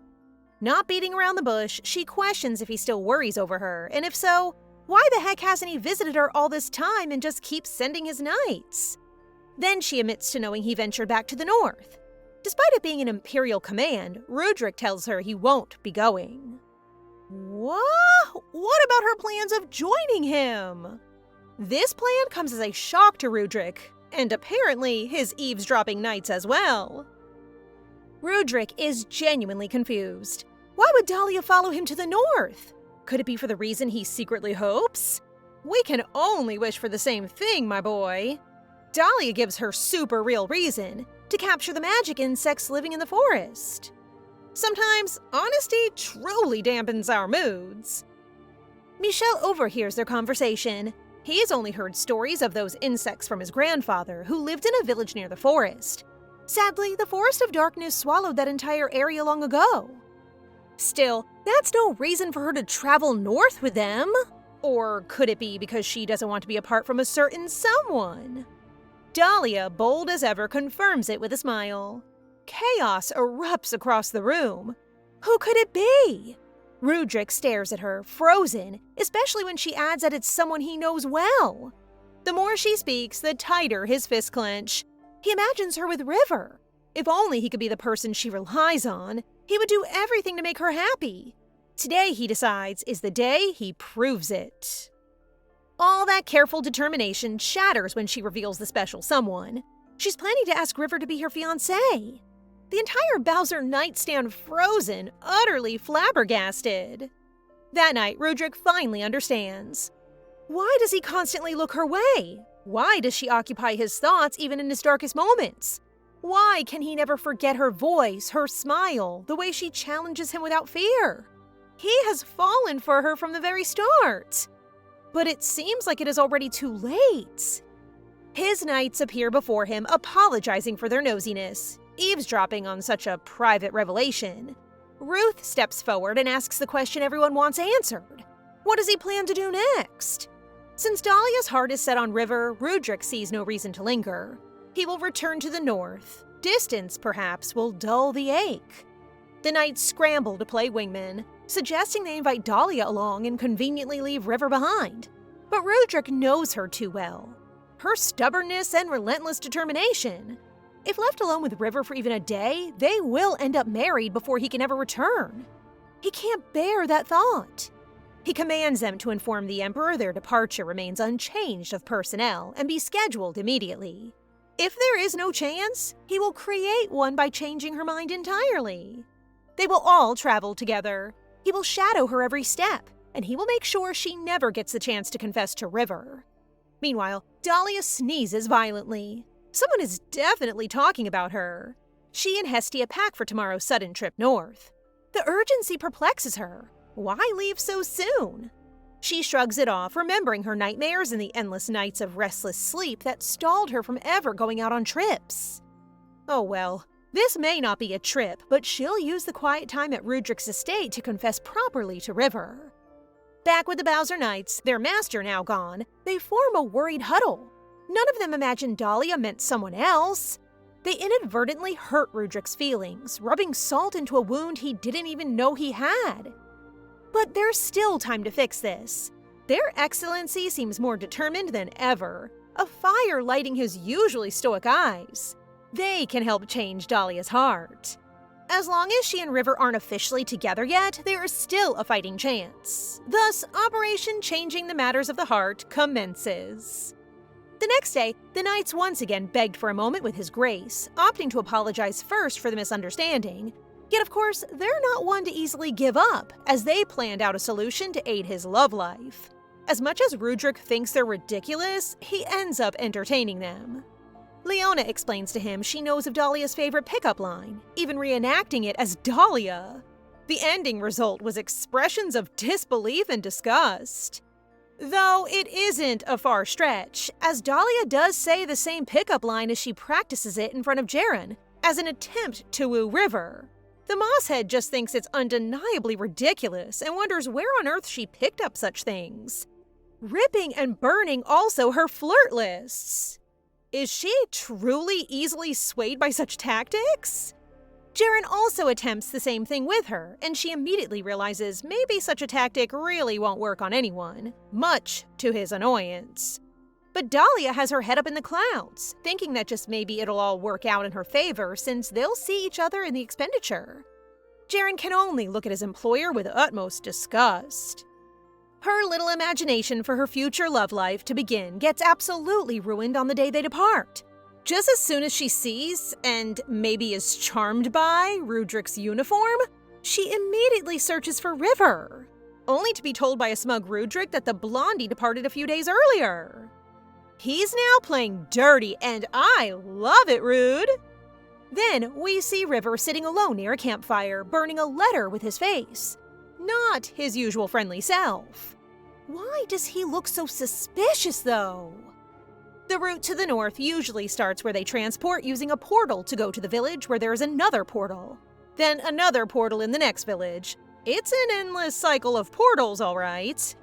However, due to the increased number of troops, the group will be split into two, as the portal has a limit on how many people it can transport. Seeing how complex the route is, Dahlia asks if there is any other direct way to go to the north.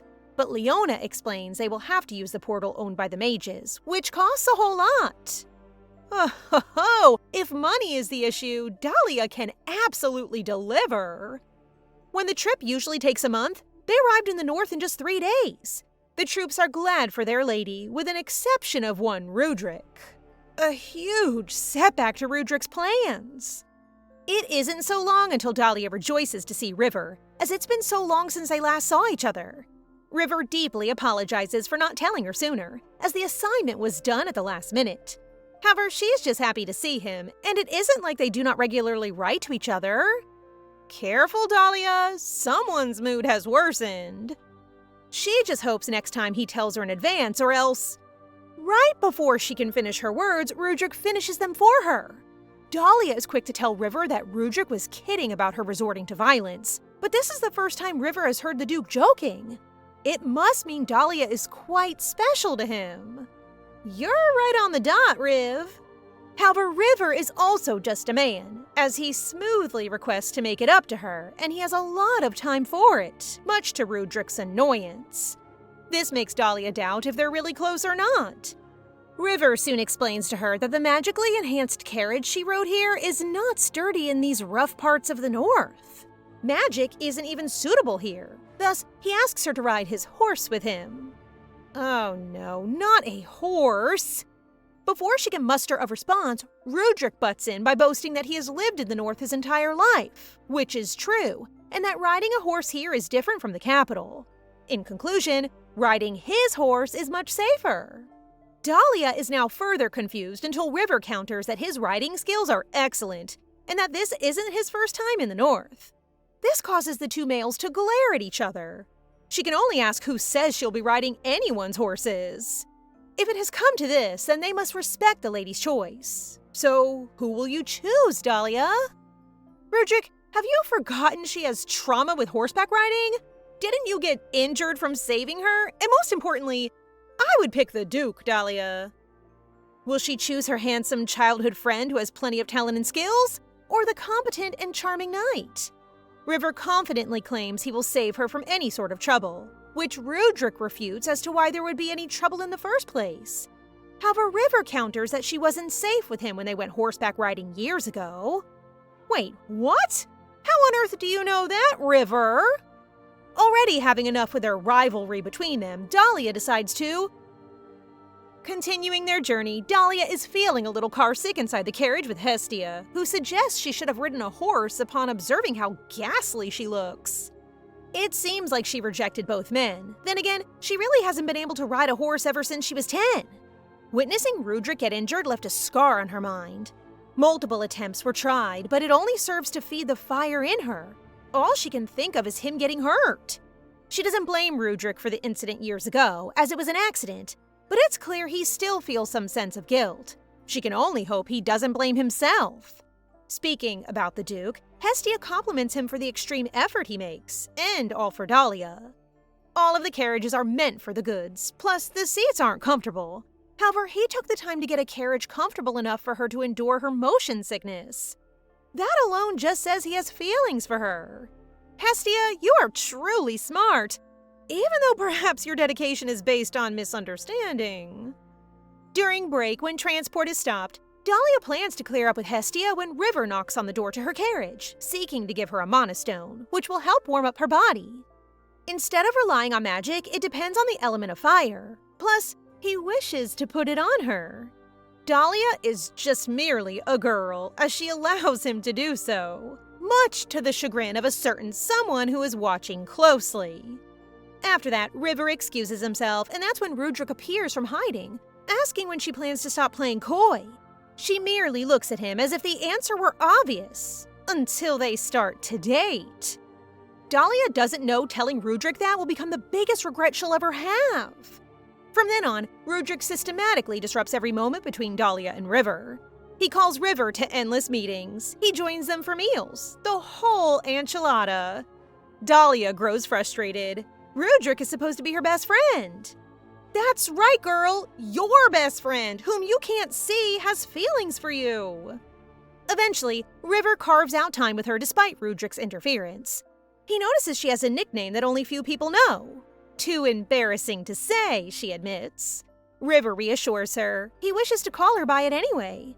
Then Rudrick, ever the intervener, bluntly uses the nickname himself. River is genuinely surprised. It isn't typical, he admits, but now he understands her hesitation. Still, he hopes someday he'll earn the confidence to call her that too.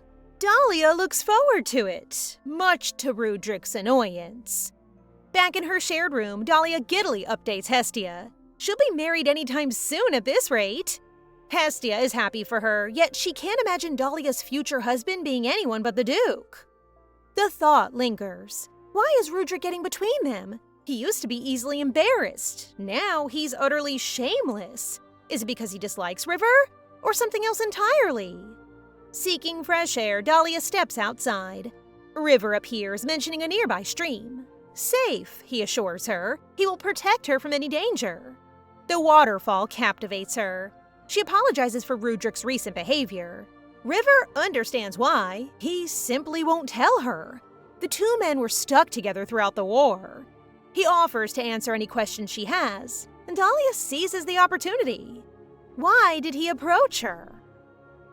Their first meeting was a coincidence. The second? Fate. The third, perhaps, is destiny. In her silly little heart, Dahlia wonders if they're soulmates, but she's still a woman of reason. What if her imagination isn't really all that?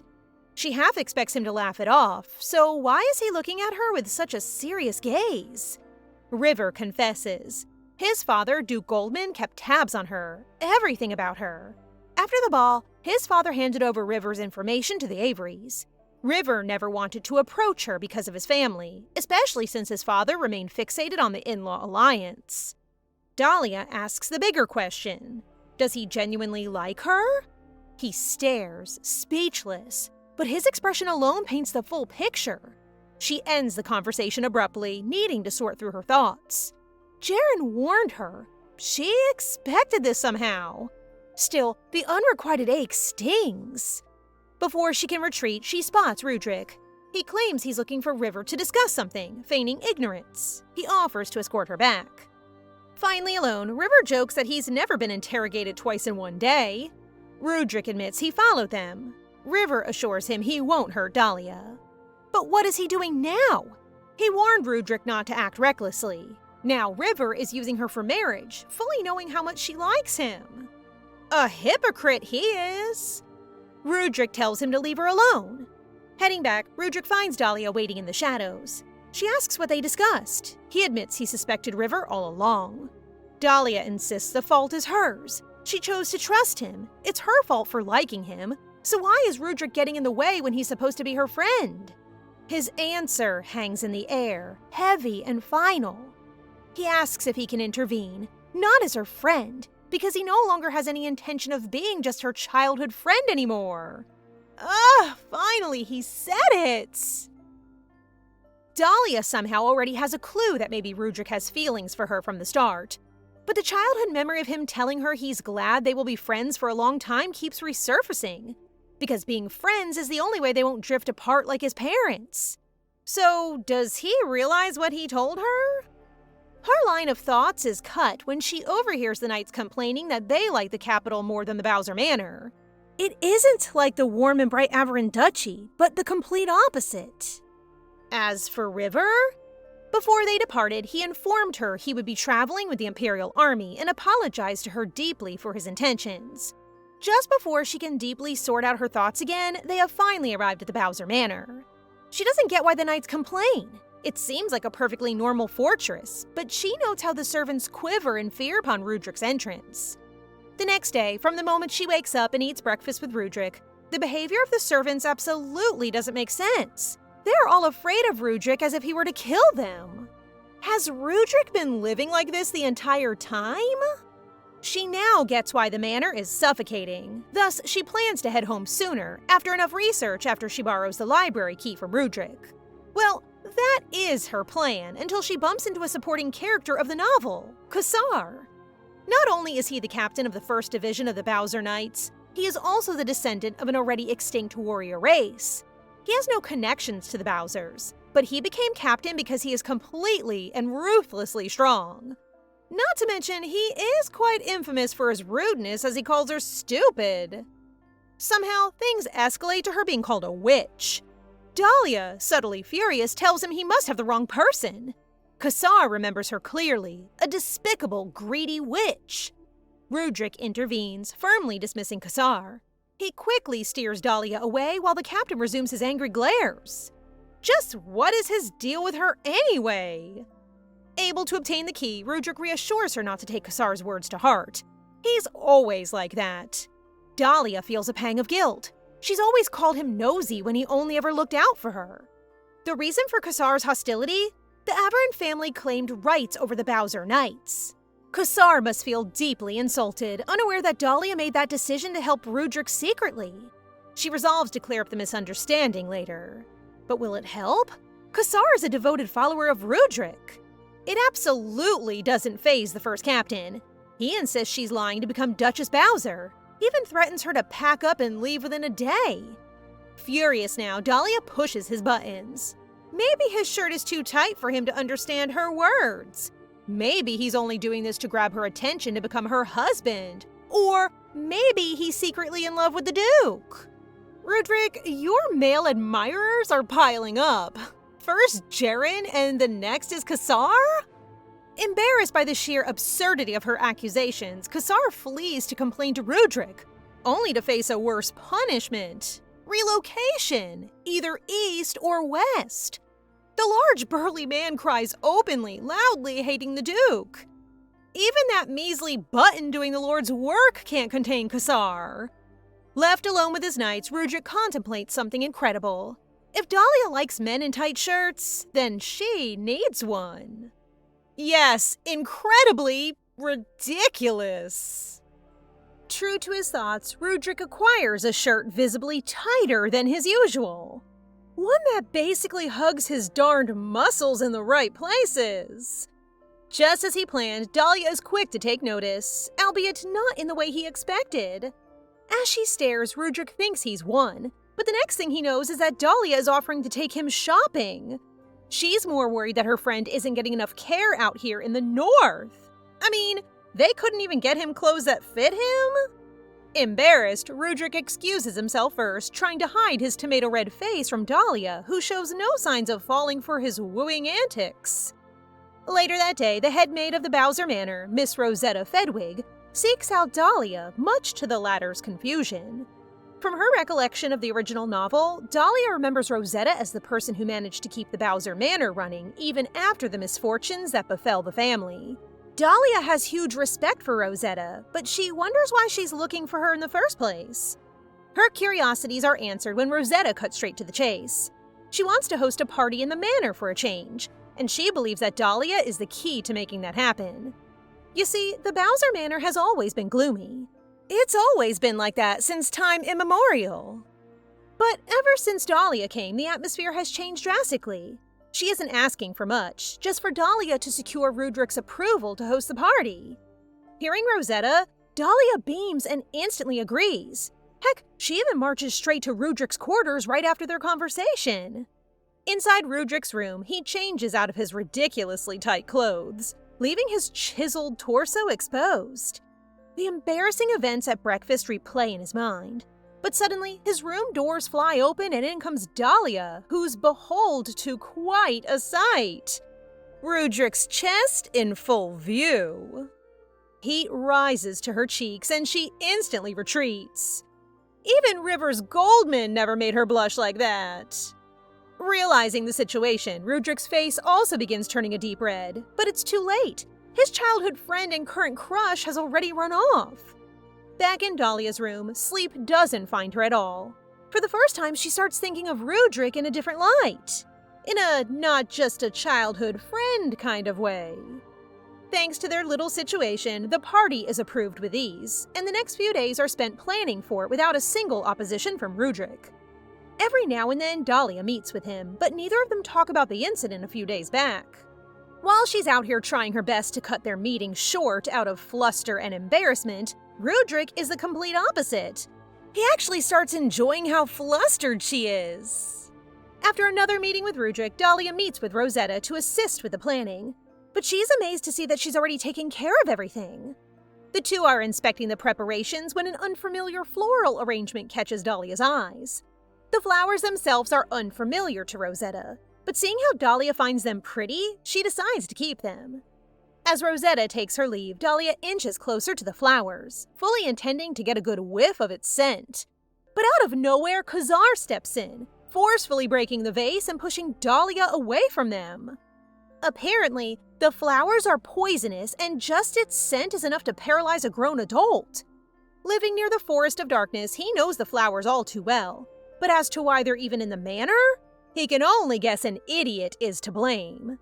The realization then hits Dahlia.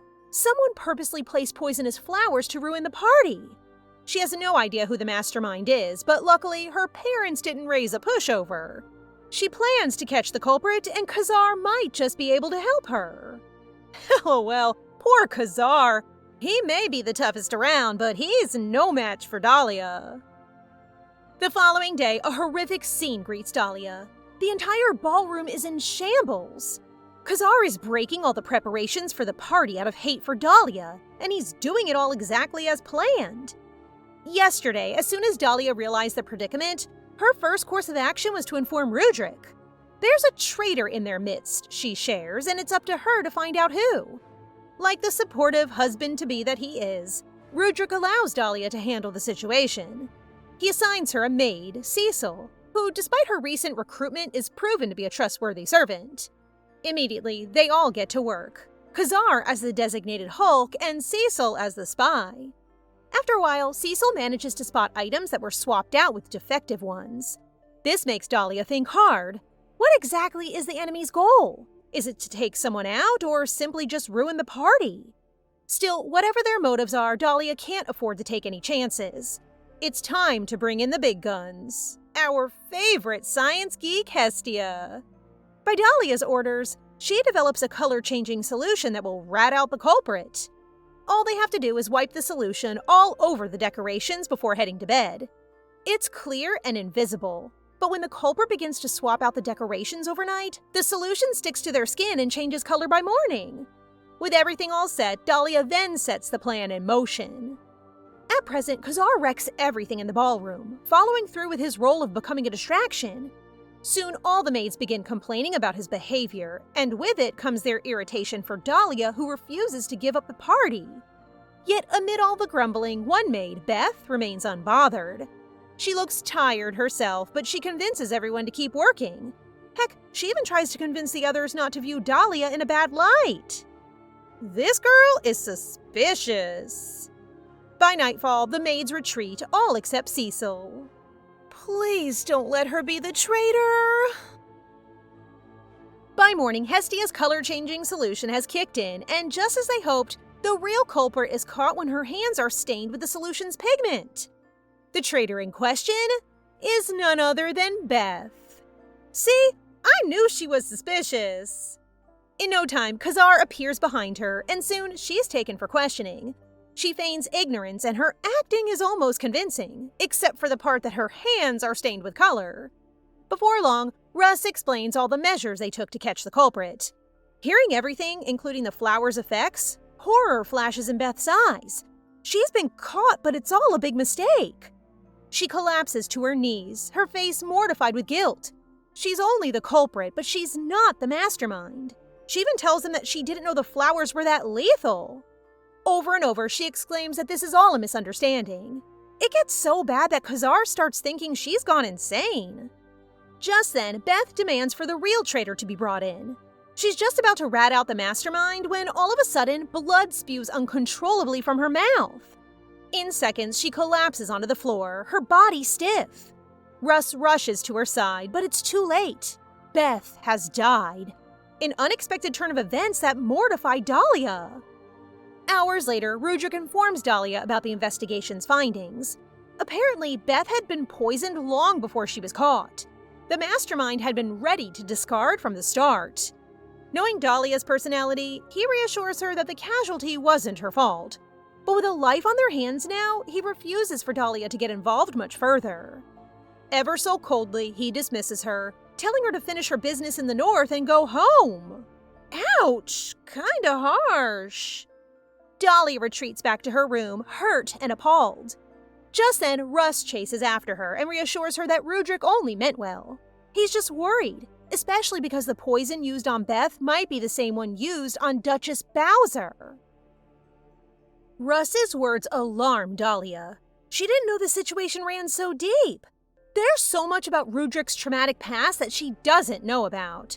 But now that he's drawn a boundary between them, she's left with no choice but not to meddle. Despite all the setbacks that have happened, the party continues as planned. It's a first for the Bowser estate, and for that, Rosetta is nothing but grateful to Dahlia for making it happen. Hearing her thanks, Dahlia brushes it off humbly, but she soon cuts their conversation short when she spots River Goldman making an entrance. As they greet each other, River can only express relief to see Dahlia safe after the events of late. Dahlia, on the other hand, brushes it off like it's nothing. But then it hits her. How could he have known about the incident? She's about to ask him about it, but to her dismay, he excuses himself. I'm starting to smell something fishy here. But hey, River leaving her alone might have just been at the right timing, because soon the dance begins. Thankfully, Rudrick asks her to dance first, but it's hella awkward between them. Rudrick breaks the ice, apologizing for how harsh he was during their last meeting, but Dahlia has no intention of forgiving him so easily. Ever so playful, she quickly quips that she's already packed her bags, a comment that makes Rudrick panic. Yet to his surprise, she laughs, claiming that she was only kidding. She could never leave him alone. Her only wish is for Rudrick to realize that, and that he shares his burdens with her too. Soon, the second dance begins, and River asks Dahlia out. However, as they dance, she notices that he slowly pulls her farther and farther from the crowd. His behavior alarms her, and it doesn't help that he keeps glancing back as if waiting for something to happen. Just then, the whole estate erupts into chaos. Calyx Bowser, Rudrick's father, has just passed. What was supposed to be the Bowser estate's first party quickly turns into a gloomy funeral for the late Duke. The Duke had been bedridden for a while now, but his passing was unexpected. However, what's even more alarming is that his ring is missing. Why all the fuss about a simple ring, you may ask? Well, it just so happens that the Duke's ring was the medium that kept the seal of the Forest of Darkness in check. Without it, the barrier might just collapse, and there's no telling what dangers await them then. Unfortunately, though, the thief was just within their midst, a maid who disappeared as soon as the Duke passed. Rosetta Fedwick! Great! Now I'm going to start having trust issues! Dahlia's eyes widen in disbelief. Had this been Rosetta's plan from the start? The party, the issue with Beth, all that just to weaken the estate's security and distract everyone? A wave of guilt gnaws at Dahlia's conscience. Guiltily, she croaks out an apology to Rudrick, but she's cut short. Like usual, Rudrick reassures her that it isn't her fault. Rosetta's plot looked like it had been in motion for quite some time, even long before Dahlia came to the north with him. Rosetta would have realized her plan sooner or later. It just so happens that she did so while Dahlia was around. It just can't be helped, can it? After all, their enemies are beyond their control. There was no preventing it in the end. Where do I get myself a man like this? Dahlia smiles weakly, but she still apologizes sincerely nonetheless. But just then, her feelings of guilt soon turn into surprise when Rudrick assigns Khazar to become her personal guard. Khazar also shares the same shock. He tries to refute, but Rudrick couldn't care less about his opinion. In the end, Khazar is left with no choice. But hey, he seems to be way more tame now compared to his first appearance. He even manages to offer Dahlia some words of comfort when she begins sulking again. And just like that, Dahlia has just gained another friend. Of course, Khazar would never admit that. Speaking of Khazar, she recalls that he once lived near the Forest of Darkness, making her wonder if he's ever come across magic insects and magic mineral sap. To her luck, he admits that he has. The only problem now is that he refuses to give up the information for free. Dahlia may be desperate, but she's not that desperate. Instead, she relies on Michelle's grandfather instead, an alternative that leaves Khazar dejected. Like clockwork, Michelle responds that setting a meeting with her grandfather is no issue. However, there's a teensy problem. He lives near the North's danger zone. Stubborn as ever, Dahlia refuses to give up. If it's danger they're talking about, then she knows the perfect person to inform. Her childhood friend, Rudrick Bowser. Without thinking twice, he offers to go with her on her journey. As the two reach an agreement, Dahlia finds herself noticing Rudrick's features. Absent-mindedly, she cups his cheek, an act that almost sends him into a fluster psychosis. Just based on his reaction, it's obvious that Rudrick has come to have feelings for her. Unfortunately, it's something she has to ignore. After all, the true female lead of the story has yet to appear. Girl, he's yours for the taking! Take him now before Little Miss Protagonist does! Before long, Dahlia, Rudrick, and their company of knights embark on a journey to meet with Michelle's grandfather. When they reach his residence, Dahlia doesn't beat around the bush. She immediately asks about the magical insects. Magic insects themselves are rare, but for someone as old and experienced as Michelle's grandfather, he's seen his fair share. He tells her everything he knows and even offers her his own father's map of the forest. His insights and assistance fill Dahlia with gratitude, but her smile vanishes quickly when he informs her that she isn't the only one who has come to ask about the insects. Just recently, a blonde man has come asking the same thing. The man didn't introduce himself, but he was clearly of noble status. This alarms Dahlia, and she excuses herself for a bit.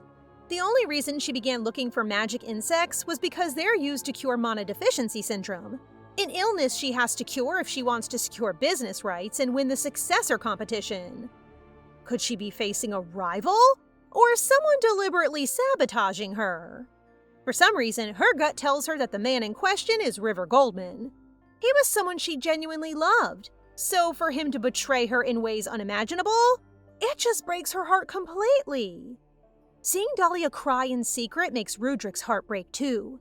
The two truly think alike. He also suspects it's Goldman, and he'll make sure to make him pay. Soon, Dahlia rejoins everyone and they begin looking for the magic insects. But just as they follow the map, they find themselves on a monster route.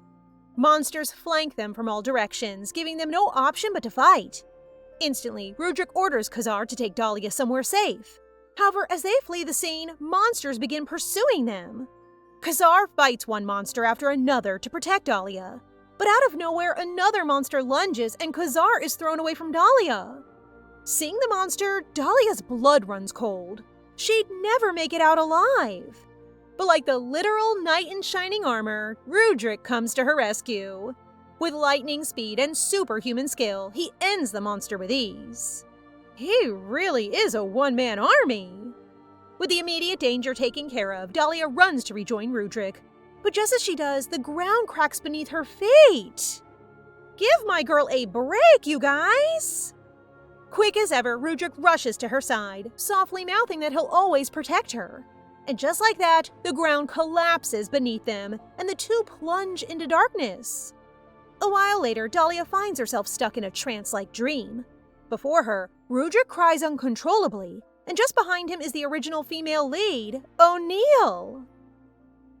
The sight of a menacing-looking O'Neill is enough to wake Dahlia from her nightmare. When she comes to, she sees Rudrick pacing around, and she immediately begins being her talkative self. However, Rudrick interrupts her and averts his eyes, telling her to fix her clothes first. Apparently, she's in nothing but her innerwear. You see, according to Rudrick's narration, the two had fallen into an underground lake, and he had no choice but to remove Dahlia's soaked layers lest she fall sick and die. Hearing his words, Dahlia feels a wave of guilt envelop her. It was her idea to go on this expedition, and now look where they ended up. Ever so casually, Rudrick presents her with something that turns her frown upside down. A magic insect. Dahlia is in disbelief, but he tells her there's more where that came from.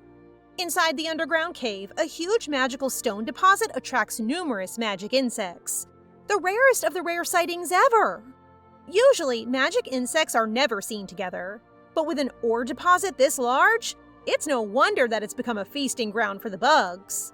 And speaking of bugs, Dahlia suggests they retreat. There's no telling what other magic creatures they'd find in there. Countering her fearful thoughts, Rudrick remains calm and rational. He disagrees with her. This is no den for magic creatures, but rather a graveyard. Right, like that's more comforting? There was once this uncommon tale he heard during the war. When magic creatures die, they turn into magical stones. This gets the gears in Dahlia's head thinking. If corpses become magic stones, then why not just use the corpses instead of the expensive magic ores? Whatever happened to respect for the dead? With an air of confidence, Dahlia tells Rudrick to catch more magic insects. As soon as they finish, they head out to look for an exit, and after an entire day, they're finally reunited with their company. Soon everyone journeys back to the Bowser estate, and this time Dahlia doesn't even oppose riding with Rudrick. She falls asleep during the journey home, and Rudrick is happy to tuck her into bed. A few nights ago, Russ had informed Rudrick that Rosetta Fedwig had been found dead, and the Bowser ring no longer in her possession. After an investigation, it was found that her late husband owed gamblers a hefty debt, and that the gamblers might have been behind her death. But the cherry on top? The Goldman Dukedom is involved in operating the gambling house. For a while, Rudrick thinks back to Dahlia and River's history. Surely if he told her all this, she'd give up on him, right? Rudrick will have his cards to play, but he just can't stand hurting Dahlia with a revelation like that. Maybe one day he'd have his chance. Until then, he'll wait for Dahlia, however long it takes. Days later, Dahlia is finally back in tip-top shape. When she meets with Hestia, Hestia expresses curiosity about the events during the expedition. But with Rudrick there, Hestia can hardly worry. She knows her friend is in good hands. And speaking of Rudrick, Dahlia feels her heart skipping a beat at the mention of his name. Clearing her throat, she asks Hestia for updates on the medicine, and luckily, she delivers good results. Soon, when they manage to perfect the medicine's formula, she'll go in for the kill. Heal the king's daughter, secure the business rights, and win the competition. Unfortunately, time isn't on her side, as Jaren informs her via letters that the Hessen kingdom isn't in such a good situation. If she can, he urges her to speed things up.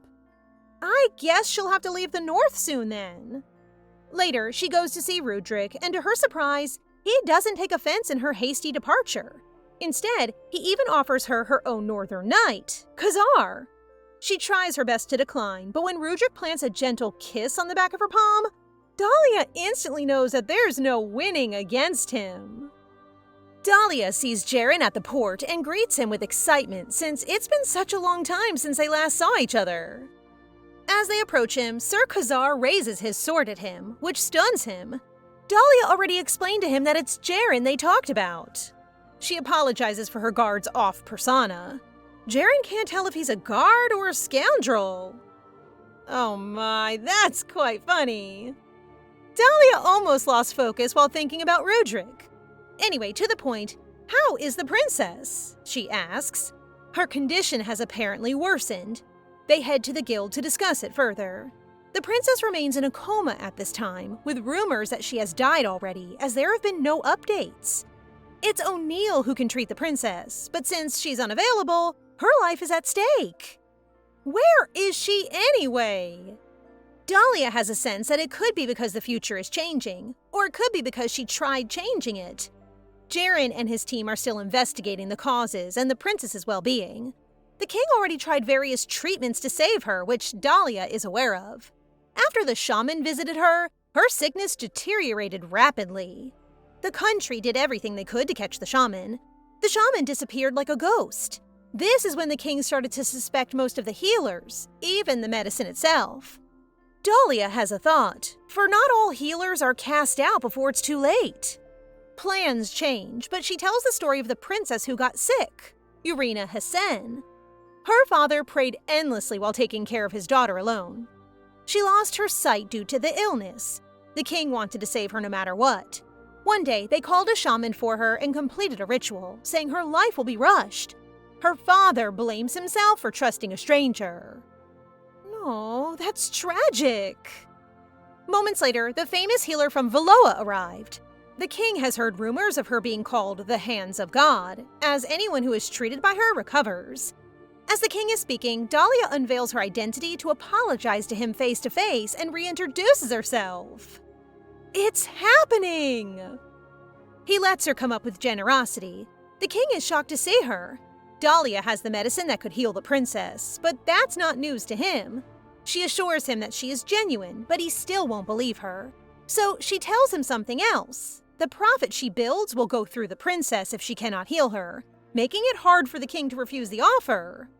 That's quite risky, but she is being genuine after all.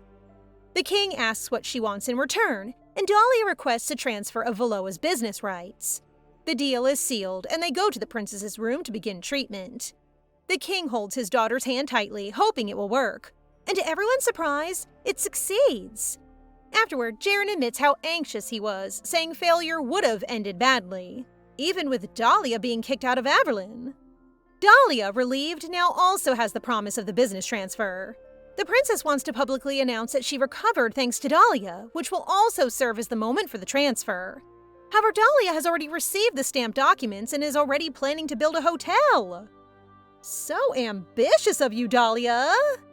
Jaren is skeptical about her plan, but Dahlia isn't building an ordinary hotel. She wants it to become a popular one. By keeping the prices affordable for the middle and lower classes, she believes it can attract a much larger market, even nobles. Jaren worries about the massive resources needed since she's going all out, but Dahlia reveals she discovered a magic mine that could support the project perfectly. To her disappointment, however, the mine contains no magic at all. At first, Dahlia thinks Jaren is joking, but he insists he would never joke about something that serious after investigating it multiple times. Eventually, she gives up and accepts that her hotel plan may be doomed. Welp, there must be another way, right? Still unwilling to quit, Dahlia searches for another solution and suddenly thinks of magical beings. She immediately writes a letter requesting the help of a wizard highly skilled in alchemy. When the wizard receives it, she becomes eager to visit personally, wanting to meet Dahlia herself. The party is ongoing, the most awaited moment. Princess Hessen has fully recovered, as announced by the king, and wishes to create a bond closer to Dahlia. Thanks to her, she is saved. Following that, the business rights are now hers. She cannot be happier right now. Since the establishment of friendship ties with Hessen, business matters are much easier to negotiate, leading to success. After a while, she enjoys the party while Hestia is feeling a bit anxious. Dahlia tells her how much she contributed to the princess's healing and that she deserves to step inside the party. Shortly thereafter, Urian Lowell approaches them, shocking Dahlia because it's the first time she's seen him. Actually, same. Then she recalled that he was the person that Jaren had mentioned, and they greeted each other. Urian congratulates her after they introduce themselves. He wants to be addressed casually and keeps complimenting her, but Dahlia insists on being formal because she feels that it is right. Absolutely, like, is he trying to flirt here? Urian considers her competition, but seeing her in the flesh makes him realize how much of a help she would be in the long run, and Dahlia feels the same way. If so, he gives her useful information regarding young Master Myers of Averlin, who is apparently preparing to buy land, which Dahlia should be prepared for. That's serious business competition. What about your hotel? The next day, Dahlia heads north, which worries Jaren and Hestia, but she persists and thinks of her objections the most. She is set to go there for business purposes for a bit, with Khazar returning home. No matter how blinded by love she is, Dahlia knows how to put boundaries on business too. So she knows Duke Goldman's hidden agenda that is hiding in plain sight. Dahlia waves them goodbye while still having clouded thoughts in her mind, including Lord River. Because of the overwhelming happenings, thinking about him won't hurt her anymore. She wishes to see Rudrick, though. Meanwhile, a strange character appears. Even Dahlia is confused. Respectfully, who exactly are you? It's actually O'Neill, the mage who came from the tower after receiving her letter. She apologizes for startling her all of a sudden. She is now the tower master in this story. Dahlia cannot comprehend the sudden shift right now, but they head inside and talk about it with Rudrick.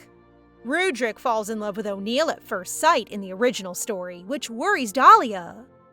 A love triangle? Interesting. Dahlia questions the maid's strategy of using monster mana. She's also dubious about its viability, but a little practice won't hurt. O'Neill urges Dahlia to negotiate with the Duke on the project and mistakes her for the Duke's partner, which makes the entire process easier and makes her flabbergasted. She is surprised knowing nothing has been going on between the two of them, leading to those baseless rumors. O'Neill asks later if she still has a chance and leaves Dahlia dumbfounded. She makes sure that nothing is going on between Dahlia and the Duke. It's a matter of time to build up courage. After a while, she is left inside and tries to figure things out right now. And yes, that includes relationship matters instead of business. I would also freak out if I were in her situation, not gonna lie. Despite the original story, she is also considerate about what she feels as well. She is conflicted between helping them out or not fueling her jealousy.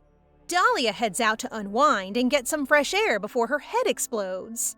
Meanwhile, outside, O'Neill continues with her plan while explaining about a portal for their convenience. She then asks him to let her help him. Rudrick's face changes all of a sudden. The Duke doesn't need her help. He suspects her of being someone with weird intentions and whereabouts. Strangely enough, she welcomed Dahlia as if it were their first time meeting. He won't stand a chance if something happens, so he will keep an eye on her all throughout. O'Neill questions if all his fate is set because of Dahlia, and how soon it will become unhappy because of her. But he does not care and won't believe in any of those. Everyone acts for their own happiness, he says. She tries to twist his words with a bit of contradiction. Therefore, he asks a question as well about her purpose. O'Neill wants him to believe her when she tells him. Come on, what is it? Anyway, Dahlia receives the news about a gate connecting to the Averlin mansion, which allows her to visit the busy Duke rather than staying alone. Apparently, O'Neill is there too for the whole research period. Not like she's complaining or anything. Rudrick urges her to go home, but Dahlia tells him it's fine because she has a friend. O'Neill opens a portal connected to the Hessen at their house. Meanwhile, at home, her mother looks for Rudrick, who is busy at the moment. She then tells her about the news regarding the blonde grandchild. She then hands Dahlia a letter from Lord River. Did something wrong happen? Inside the letter is a request for him to see Dahlia. She spirals her thoughts and jumps to various conclusions as to why there's a sudden meetup with Lord River. But since he is doing something urgent at the moment, she thinks it's hard for him to come freely. Nonetheless, Dahlia goes back to the north to check it herself. She goes back to see Rudrick and borrows him for a moment from O'Neill. Now that they're alone, she asks about her sketchy behavior and how it's affecting Rudrick, but he speculates a different meaning from Dahlia's words. Anyway, she just wants answers about Goldman and the troops. Shortly after receiving his answer, she exits immediately. Dahlia, that was so awkward. She falls down in embarrassment and contemplates her life choices while also getting distracted by the fact that Rudrick and the mage both look good together. She vowed not to go back to the north again, but alas, she is just as stubborn as ever and looks for him for no reason at all. Okay, this might be a little, an obsession. Dahlia becomes so caught up in her own emotions that she forgets about the hotel and the plans that need to be implemented, which angers Jaren. Dahlia finally comes to her senses and realizes the lapses she's been making. Jaren then states the obvious, if she were ever jealous of the both of them, which leaves her defensive. Dahlia struggles with her feelings for Rudrick, denying them at first, but eventually admitting she once had lingering feelings for him. Jaren presses for clarity, and she confesses she still feels confused and can't sort her emotions properly. Jaren then brings up Myers' plan to build a casino. Though it's currently illegal, the king is considering legalizing gambling, which could make it possible. Dahlia wonders if she still has a chance given Rudrick's connections, including ties to her aunt, though she treats it as speculation. Surprisingly, she also learns the Goldman family supports the idea. Time to lock in Dahlia so we can defeat Myers! The Empire consists of 3 ducal families: the Bowser family, the Aberin family, and lastly the Goldman family. Their family roles are quite significant and out of the ordinary, not like any other families out there. Dahlia knew about the Duke's ambitions, but not something illegal like building a casino. She believes they have the support of the Emperor. Things are all over the place, but really intriguing. When O'Neill meets with Dahlia, she quickly notices how anxious she seems. After apologizing, she updates her on their monster research, but she still wants to know what's troubling Dahlia, believing she'll feel better once she shares it. Dahlia hesitates to open up, so O'Neill dramatically promises she would rather die than reveal her secret, leaving Dahlia stunned. Eventually, Dahlia tells her about the legalization of gambling. Confident in her abilities, O'Neill casually suggests brainwashing those who support it. Dahlia is uncomfortable with the idea, especially knowing one wrong move could put their lives at risk. Still, O'Neill continues pushing for it. In the original story, she was kind-hearted, but now her choices feel far more selfish. This is quite sad, don't you think? Dahlia won't risk this monstrosity of a plan and commands her to forget about everything she just said. She walks out of the room, making O'Neill think about her decisions in life now that she's a different person, which really upsets Dahlia. She clears her head while walking, even though she has not received any updates about the research. All of that for what? She reestablishes herself and focuses on what's more important, which is the gambling house run by Duke Goldman. For sure, illegal things are happening inside as we speak, so she needs someone to help her. River Goldman. The two finally meet, and the first thing River does is apologize to her. Dahlia is quite lost, but it's about what happened in the north. She's so confused at the moment. Since her father was in debt, he figured on using the maid of the Bowser family. Unfortunately, she died. She also stole the ring that was so important for the Bowser family that it was used to seal the Dark Forest. River believed that Rudrick had discussed this issue with Dahlia, but it may not have been in his mind. Dahlia speculates this whole topic is a part of River's way of saying sorry for deceiving her. River denies it and assures her that no amount of apology like this one would be enough for what he has done, which he deeply regrets. Well, at least you own up to your mistakes. Accepted. He isn't there for that matter. Instead, he warns Dahlia to stay cautious and mentions his father's involvement in the incident, something she also wanted to discuss. Rudrick cannot say much, but he knows the ring was never found after Lady Fedwick's death, making everything seem even more suspicious. Dahlia then brings up his father's gambling house, which Rudrick already knows well. River's father wanted his eldest son to handle the business, but his stubbornness left River managing it alone. Seeing how gambling destroys lives, River believes it should end. He no longer cares if his family is heading down the wrong path, and Dahlia is impressed by his honesty. I hope he guides their family in the correct direction. Dahlia asks politely about what he brought up earlier about his father's expectations of him. When River was still a child, he had nothing to achieve because of him being sickly. His siblings accomplished things enough to talk about, something that River so vulnerably shares with her. He wants to achieve something now that he is older and prove his father wrong. That's why he joined the war. His father eventually gave up on him due to his disobedience. Dahlia thinks about how hard it is for him and tells him that she will do everything to prevent the legalization of gambling, but she needs River's help. He agrees and can't believe this is happening for him. Meanwhile, Rudrick receives shocking news about Dahlia's and River's engagement. All of a sudden? Apparently, those are just rumors, but Rudrick can't just stand there and not do something. He opts to solve the problem by brute force, but that will do nothing. If that were to happen, the princess would resent him entirely his whole life. But for Rudrick, it's River who she should resent, considering what he did to her. What really held him to do it is when Russ told him that Dahlia really loves River despite that. It would really be respectful if he would consider her happiness. He drops his sword and orders Russ to be prepared for their visit at the Imperial Palace. I never knew Rudrick was this down bad. O'Neill also heard the rumors and wants to clarify it with Dahlia. And yes, it's all true. Just as she's explaining about how great River is, O'Neill suddenly brings up Rudrick. Dahlia just says that they're friends and nothing more, which really bugs her with the changes in the future. O'Neill abruptly draws her sword, but Dahlia stops her and allows her to clarify that it's merely for show. You see, this was the agreement they both agreed on the day they met. River was actually nervous about this, but Dahlia is too clever for that. She can give his father the money he needs right now, particularly for his gambling business. By interacting with his father, River gains his trust and gains control over the casino. I agree, that's a good idea, but don't you think things could get worse? Dahlia warns O'Neill never to do something that dangerous again, but O'Neill insists she couldn't help it. Dahlia deserves someone better. She reminds Dahlia how important happiness is and speaks with unusual sincerity.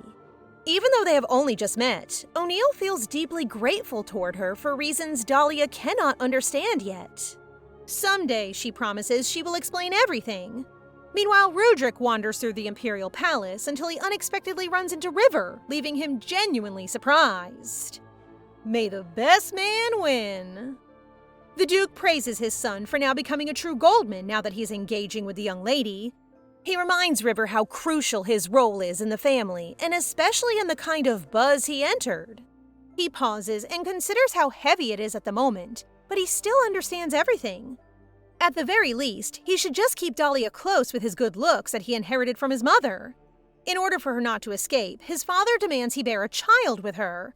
After all, the Goldman family wishes for most of the wealth her family has.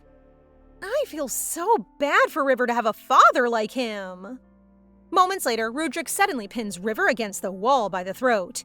He insists it's all a misunderstanding, but still insults him by comparing him to his father. River asks if Dahlia told him about it, realizing his suspicion was right. It seems Rudrick is avoiding Dahlia, or that she's avoiding him. Though others see him as a villain, his intentions aren't truly malicious. River turns the accusation back on him, saying Rudrick is acting just like his father, reckless and irrational. He adds that Dahlia doesn't deserve someone who can't even communicate properly with her. The way I thought River would lose to Rudrick, he really twisted the knife. River tells Rudrick to ask Dahlia himself, but warns him to stop being aggressive or he will take her away. He leaves and Rudrick is left stunned and wanting answers. Inside the palace, River tells Dahlia that Rudrick knows about everything already, the deception and the engagement rumors. Jaren waves all this away as messy and even points out that River admits he could have done better. Dahlia makes a joke about her type of men to defuse the situation as River's attempt to steal her away is addressed. She also wonders if Rudrick ever got her letter as he suddenly vanished from her life. Meanwhile, River sees that she's with Jaren, who will be meeting with Magician about a marriage arrangement. Could this be O'Neill or Hestia? River attempts to talk to his father about the investor they talked about before. Lady Averin helped with him as well, gaining positive responses. In fact, they're already there to meet him as they speak. First up, Honey Sweetie, a lady from a trading company. What's up with her name? Cracked me up. So guys, what do you think of this story so far? Please subscribe and turn on notifications for updates on this and all our other stories, so you can be the first to find out when they're out. Thank you so much for your support. See you in the next one!